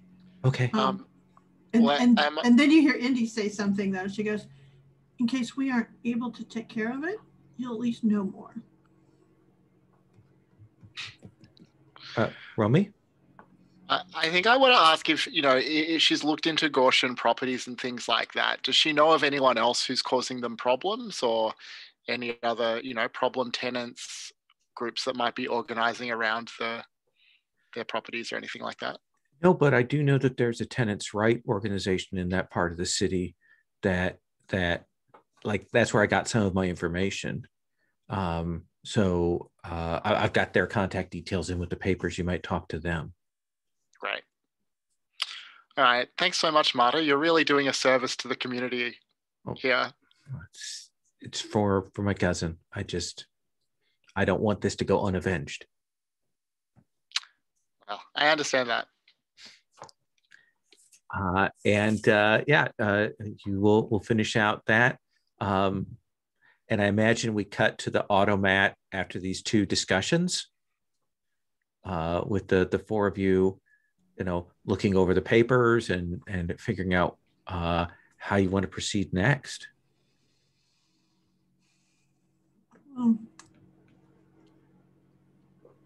The business center one seems the most straightforward, but I'm going to need to do a little prep. I want to see if I can work out, what do you say, some helmets that might keep us safe from listening to them, from hearing them, but so that we can also talk to each other. I want to ask, Charlie embarrassing herself, I guess, with the layman nature of her questions, which is do you think it's possible, those marketing tapes, do you think we could reverse the effects? I mean, I don't think it's ever going to undo cannibalism or any such things, but maybe we can treat these call center workers with something that will undo the zombiness. I think Romy is a little confused and just goes, wait, was there another job on iHunt to reverse the effect?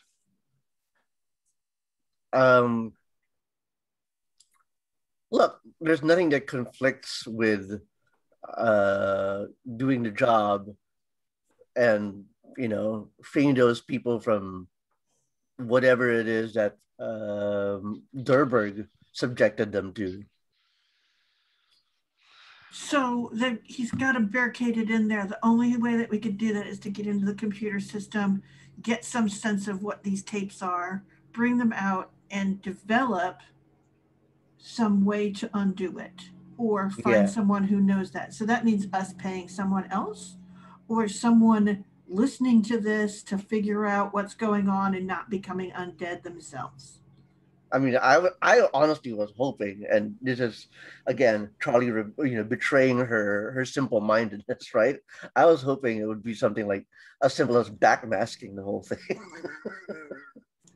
Or doing a mashup with some positivity thing, Yeah.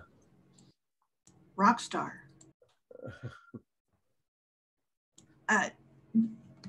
Well, it might be, but we don't know until we have the tapes. Unfortunately, we don't have that information. So it would mean a 2-hop on the job. Get in past the barricade, get past these undead, get to the computers thing, get them out, and get out again, re-barricade them. So do the research, go back in. I just want to say out of character though that if I was a completely different character, I'd be getting those tapes and selling them in the black market. They're already being sold on the black market. That's where he got them. Yeah. Yeah. I mean, Mr. Durberg said this was proprietary information. I think if we were to start messing with his computer systems, he may not pay us for the job that he hired us for.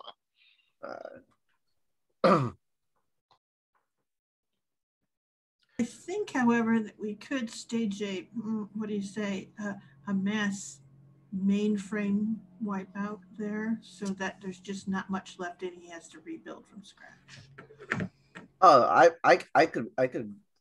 I could get be on board with that. Sorry, Shane.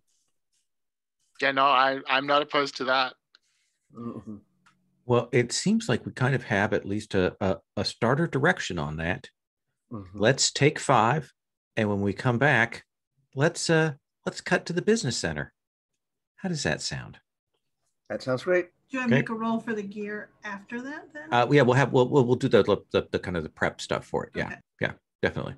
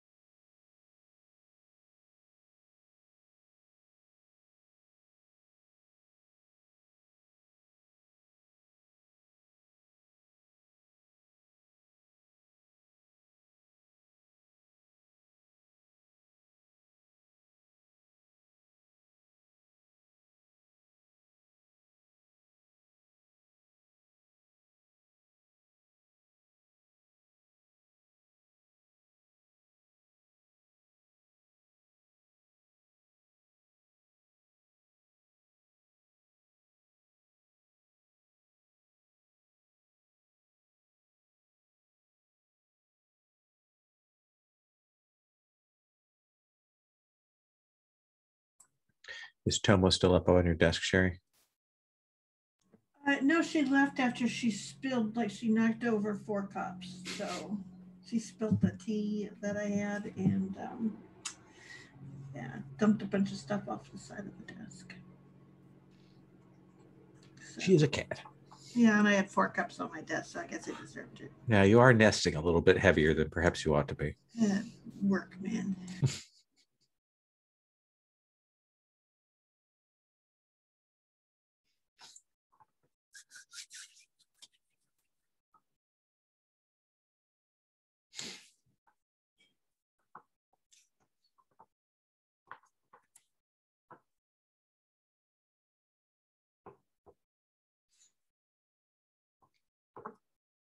what we'll do when Matthew comes back is we'll kind of do a once around to check in with any kind of prep or questions or things people want to do before we kind of cut to on site.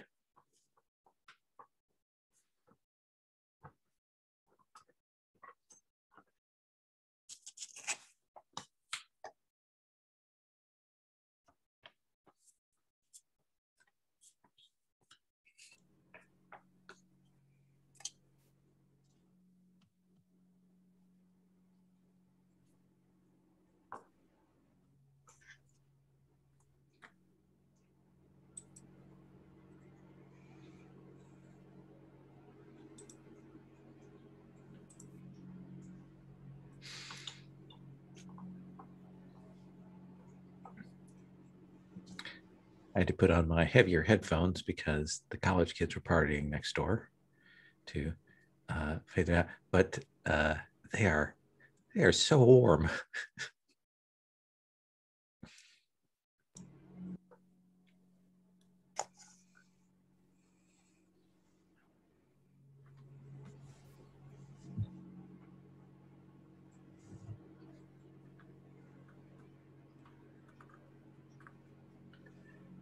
So let's go ahead and start with you, Cass. You're going to try to make a device to or a set of them, essentially like a kind of a version of walkie-talkies that we can use, but with some sound baffling so that we can't hear what they're saying, but that we can hear each other is the idea. So I think you'll have, this will be hacker, right? Yeah, that would be hacker. And I was thinking that actually it would almost make sense if we use like the wrestling helmets, because they have that thing where they cover the ears and everything, and they're made of that foam that's kind of thick. And otherwise they're lightweight, but I can kind of scoop those out and then put like regular headsets and the thing across there, because it's already got the thing for the mouth brace and stuff. So it's kind of got all the stuff in there. I wouldn't have to make that many changes to the helmet itself. That Plus, sounds will good. Look super cool because they're always like red or bright blue. And I think your FUI cache means that where I would normally put it like a situational aspect for you having to improvise that materials, I think that will overcome that. Sure. So you'll just be rolling with the basic +2 for your hacker. Okay. All right. That sounds great. Actually, it sounds terrifying, but yeah, here we go. You got fate points. I got fate points. That's what I've got. Here we go. Oh my God. So classic. That's a lot of minus signs. It's what is with this dice roller? It's always like it does the same rolls over and over again. I never thought I could see so many minuses in the world. Yes. Oh, I've gotten 4 before many a time, like twice in a session. Would you like to spend a fate point to re-roll that? Yeah, I'm going to have to. What are you tagging for your aspect that's? Let's see here. I think I took the wrestling things and I pretty much didn't say anything to Romy. I was like, oh, here, I'll just take these. And I just sort of slid them over her head to make sure they fit and then went on. So that's, no one's using it. Okay. So. Re-roll. Oh, come on, you can do it. Well, it's a -1, so it gives me a +1. See, +1. Boy, that's not much of an advantage, but you need like a +3 for it to have multiple things, right? Yeah. Let's see here. So it's just if I have things that can overcome a situational aspect. Okay, so essentially what it is, I still have more than one thing on it though when I do that, right? So basically right now what that success has done is you have the basic thing. Mm-hmm. You have things that will offer ear protection, and that all of you can have that. But you'd have to pay a fate point to invoke it for an aspect beyond that. And it probably doesn't have all the bells and whistles, like you being able to talk to one another. You know what, though? I have cold logic and it says I can use academic to defend against supernatural influence. So what if I used academics? Interesting. Because that's what this is, a supernatural influence. I see what you're saying. And what would be that would give you another? That would give me another 1. So that would give me a +2. Still wouldn't be up at the big bonus. Do you want to spend another fate point?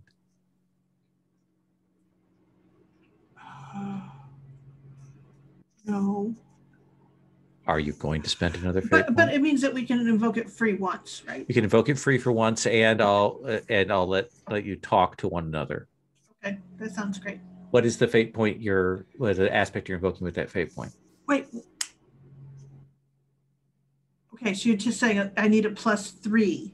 Give me a +3, a free and invoke. you'll get that free invoke, and you'll be able to talk to one another. I am. You're losing money not doing it. No, that's untrue. That's 2 fate points for 1 invoke. No, we can talk to each other. That's right. If you do this, you can talk to one another.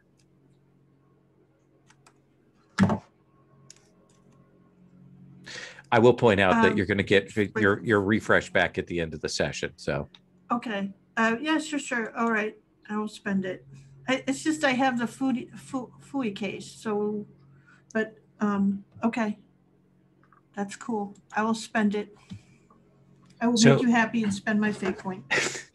So you've got head things that will protect you from outside stuff, and you can communicate with each other one-on-one without any kind of problem with those. And at one time, if you need a +1 to a roll and that headset or the helmet itself would protect you, you can use it to defend. Yeah, an invoke, give you a +2 or a reroll. Yeah. So tell me, Ash, is there anything you want to do in terms of prep for this job, investigation or gathering materials or psyching yourself up or something? Yeah. So briefly, I'm sorry to do this, but just mechanically, when Indy created this, so Sherry, what skill, or you're using hacker? Well, he suggested hacker, and then I realized that I should actually use academic because I have that. I can defend against supernatural influence. Right. So we pushed it up. We pushed up a result. 1. So I said, actually, I just retroed that. I was using that because I should have. So the action you're taking is create advantage. Is that correct? Yes. Okay. I just mechanically, I'm just trying to make everything kind of So it's essentially a pre-advantage that we go into. Yeah. Well, I'd like to, I think, create an advantage for us as well. Maybe with some knowledge about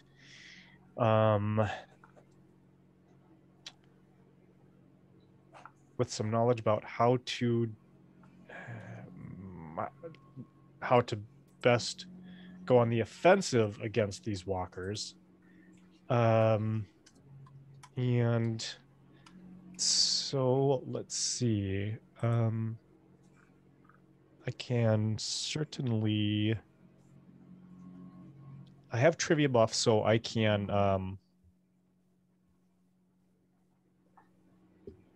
well, I guess that doesn't really matter.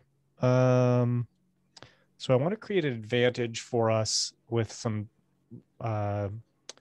something related to I guess fighter. Can this be like in the form of the advantage is some sharpened blades or something along those lines? Yeah, that would seem reasonable to me if you're using your fighter to kind of create a combat advantage. To do that. I think fighter or maker are 2 possibilities for using that. Fighter leans into your strength. So if you want to do that, Okay. So that's what I'd like to do. And so these are going to be some blades on poles. Okay. It'll keep a little bit of distance. Okay. Exactly. And right. So it's +3. So a 3. A 3. So a 3 will get you 2 invokes. on Okay. that. Basically, the blades on poles that you can use to. And keep in mind, you can always use a fate point, not just for the mechanical of, oh, I want to get a bonus to it. You can also spend a fate point to like change up the scenery. Like I'm going to just use these poles, spend a fate point and use these poles to push them back. I'm not trying to do damage. I just want to put them in a controlled space. Okay. So those are the other things that you can use the invokes for. So we see you doing that. We get the montage Yes. of you and Cass making things. You're the best. Speaking of the best, Romy, what are you doing preparation-wise or investigation-wise for this? Well, I have a stunt that's about making a motivational speech right before a big scene or confrontation. Oh, that's great. So that's my plan. Once we're like right before we go in, I just want to take a moment to like pull everyone aside. And I mean, Then let's do Charlie's once around, okay. And then we'll come back to you for the like big before we go in thing. All right. Charlie, what are you doing? In terms of prep? I think in terms of prep, like I'm wondering if okay, so here are the two ideas I have in mind. Sure. One is I want to use Charlie's survivor skill set to sort of teach maybe everybody else, like I do like Indy or Romy, how to roll with the punches, how to sort of like know how to take a hit and hold the right stance when throwing a punch or attacking, and Okay. hopefully that will give them advantage in fighter. I mean, I guess that's two different abilities, but what I mean, like. Well, you would create an advantage. Yeah. Yeah. You said there was two things you're thinking about. Is you want to go with that one, or you want to do something else? And the other idea I have is to investigate. I want to tap the investigate skill and see if I can look at the blueprints for the building and where the best entry points are, and because he said the whole building is in lockdown, but we definitely still want to figure out which breach point we want to make. Absolutely. Which do you want to roll with? Well, player greed says both, but I think it might be prudent to do the second one, I guess. Okay, then let's have you roll with investigator. All right. Let's see. Investigator. All right. My investigator, I believe, is a +3. Yeah. Rolling. Oh, nice. That is a +5. Okay. So that is, you were going to get 2 invokes. We're going to write that aspect down as floor plans. And sort of in the fiction, where all the exits are. You know where things are secured. You know where the venting goes. Where the roof access is. All of that stuff. So like we get that montage of you going over, from the printed out plans on different sheets of paper and stuff. So you have a really clear idea of that. Does that sound fair? Yeah. I think you will realize that this floor that he's got locked down is on the 3rd floor. So probably your best bet is not using the elevator, is not coming from above, is using that stairwell, because it's pretty easy to go down. You might want to get like some rope to drop down the stairwell for like if you had to make an emergency quick exit, that you guys could slide down that 30 feet. That's an easy slide, and could make things quick. Yeah. I guess we do have rope, right? I mean, where would you get rope? Give me some justification, and I'll let you have the rope. Where does Charlie come up with rope? I think there is some strong rope in the butcher place that is being used to hold up some of the heavier items. Yeah, that they usually attach to a hook.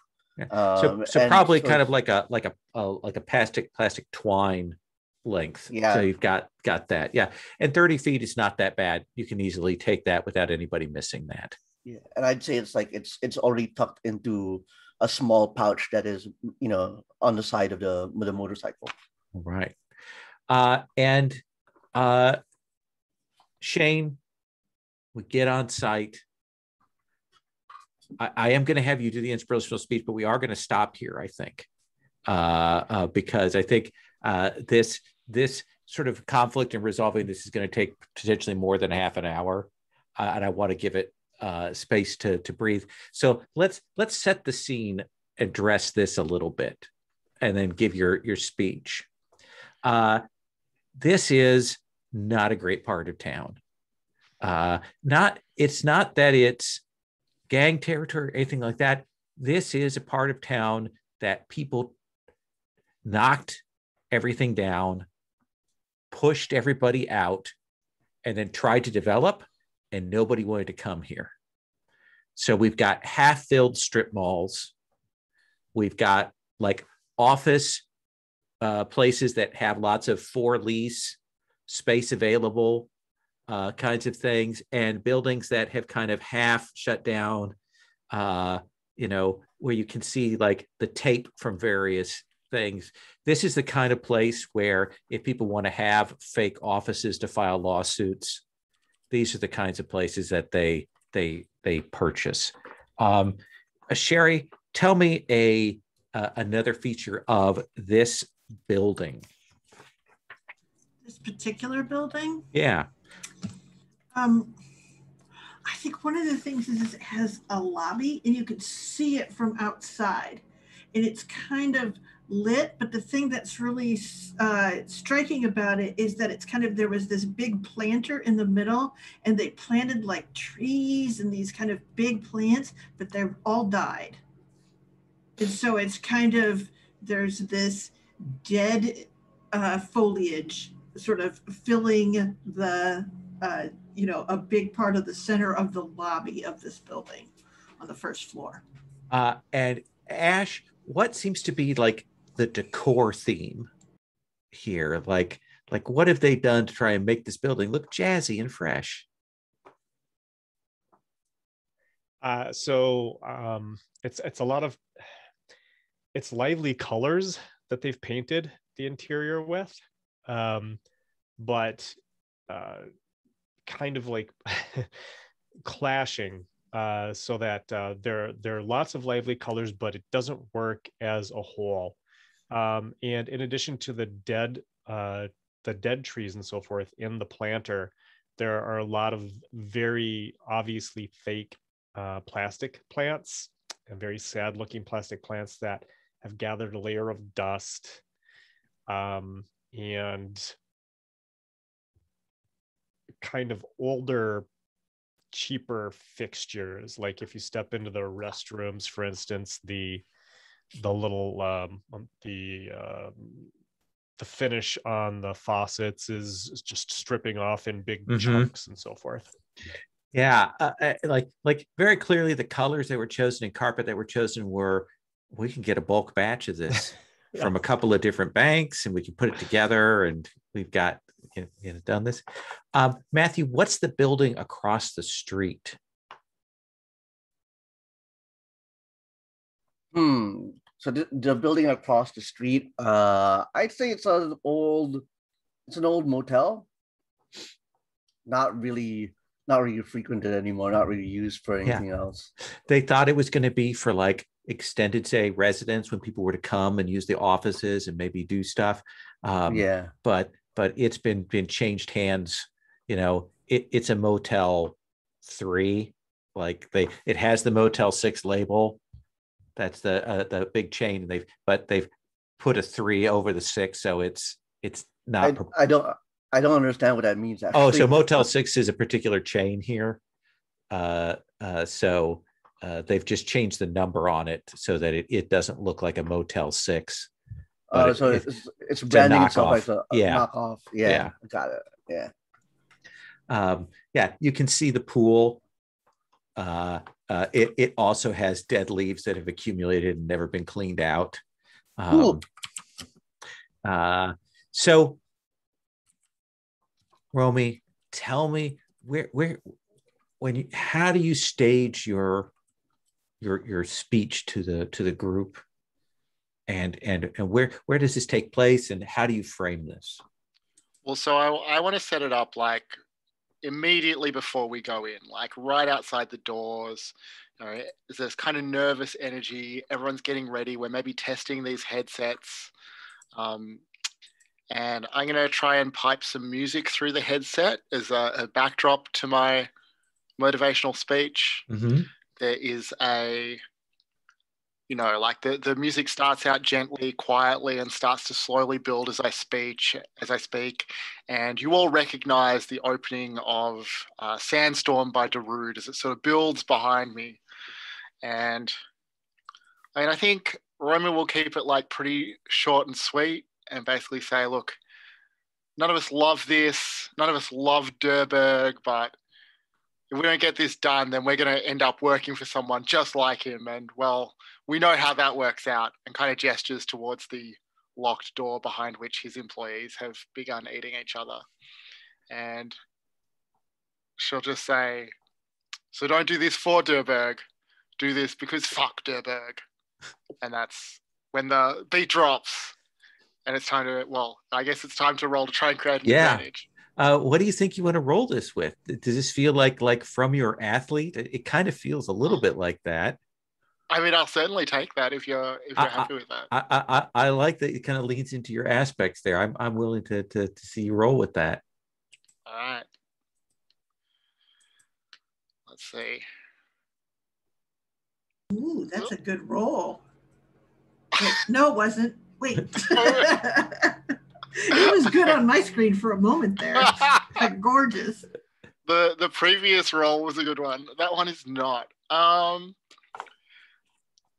Yeah, so I would like to. Well, so my fate points are going to refresh at the start of next session, right? This is how you game. This is how you game the system. Yeah. Well, so I definitely, I'm going to spend some fate points. Okay. I feel like I should be able to use frustrated Olympic hopeful here. I'm like leaning into these athletic skills. So what? That you can give yourself a +2, which will give you a success with style. Yeah. Okay. Yeah, I'll take that. Okay. So I think there is that this is the first time 4 of you have kind of worked together with other eye hunters. There's a certain, energy to that, and you're ready, and rope and weapons and pole and poles with knives, on them, and you've made your way into this building, and you're set, and we will have. What do you want to call that aspect, Romy? I want to call it fuck Durberg, if that's okay. Yes.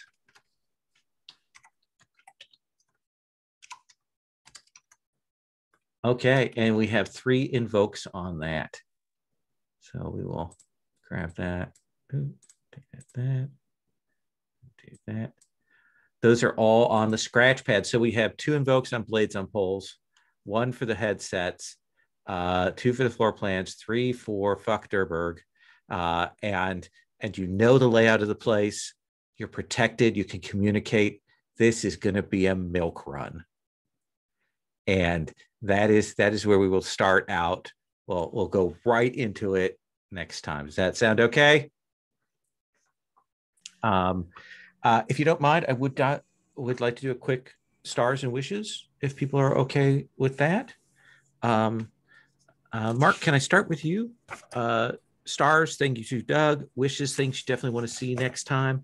I think we know the frame for next time is do this job, maybe talk to the professor, maybe do the other job. We've got those things on the table right now. Right. So so many stars belong everywhere, but I'm taking the easy way out, and stars, I think, to all these jobs, which are interesting and fun, and especially this telemarketer one, the idea with subliminals on the tapes, which is, I don't know, maybe it's straightforward, but it just really hit the right spot for me. I really love it, and the context of iHunt is what really brings it out. So. And wishes, I am looking forward to a bloodbath in the office building with some kind of cleaning up montage with hoses in the basement. And I don't know, we'll see what else happens.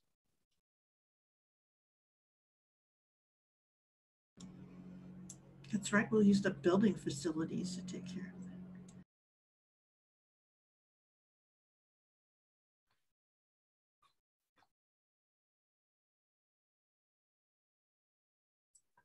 I'm muted. There we go. Matthew, stars, wishes. Okay. Well, stars to I think stars to Shane tonight. Yeah. This morning. For that banger of introducing us to Darude's Sandstorm. I mean, I knew the song before. It's just such a left field choice, and definitely setting the tone for how how we hope the adventure will go next week. And I also concur with Mark about like the quality of these cases or these gigs are very interesting. I just love the fusion of the banal with the horrific. And that gig with the call center workers and Durberg, it definitely scratches that iZombie itch. I'm not sure if you've ever seen that show. Yeah. So that kind of like, the banal existence of urban living with zombies is very cool. And for wishes, I do also hope it's kind of a bloodbath. I mean, not just in the sense that I want things to go easy for us, but I think there's just something cathartic about going through this stuff and then like pushing us against the wall with the other cases later, because I think that's that's always a good time to sort of like play with the fun and then force us against some difficult choices later. I think that's fair. So yeah. Shane?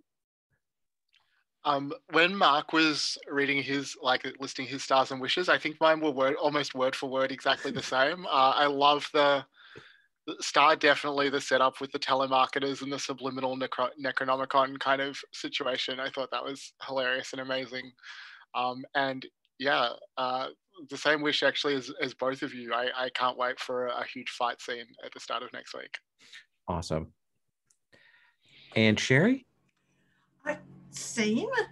I can't wait for a huge fight scene with people who can fight, because that was never anything we had to call back on. So this will be exciting to see what happens when you actually got the skills to do this. It will be fun. Yeah, and I do have to give big points to everyone's, leading into the questioning and developing their characters with that. It was good to get a real good feel for who you are. And and the thing is of course, I think when Charlie brought up the whole curing them, you see, Cass has been like, definitely thinking about that since then. Like, oh no, now I feel guilty. Now he should be. So hard. Yeah, that was a really nice back and forth bit there. And I want to double down on, I loved all the character choices that you all made and playing into the life. And that was really good. I enjoyed that bit. And I look forward to coming in with high energy, high soundtrack next time. All right, I'm going to stop recording.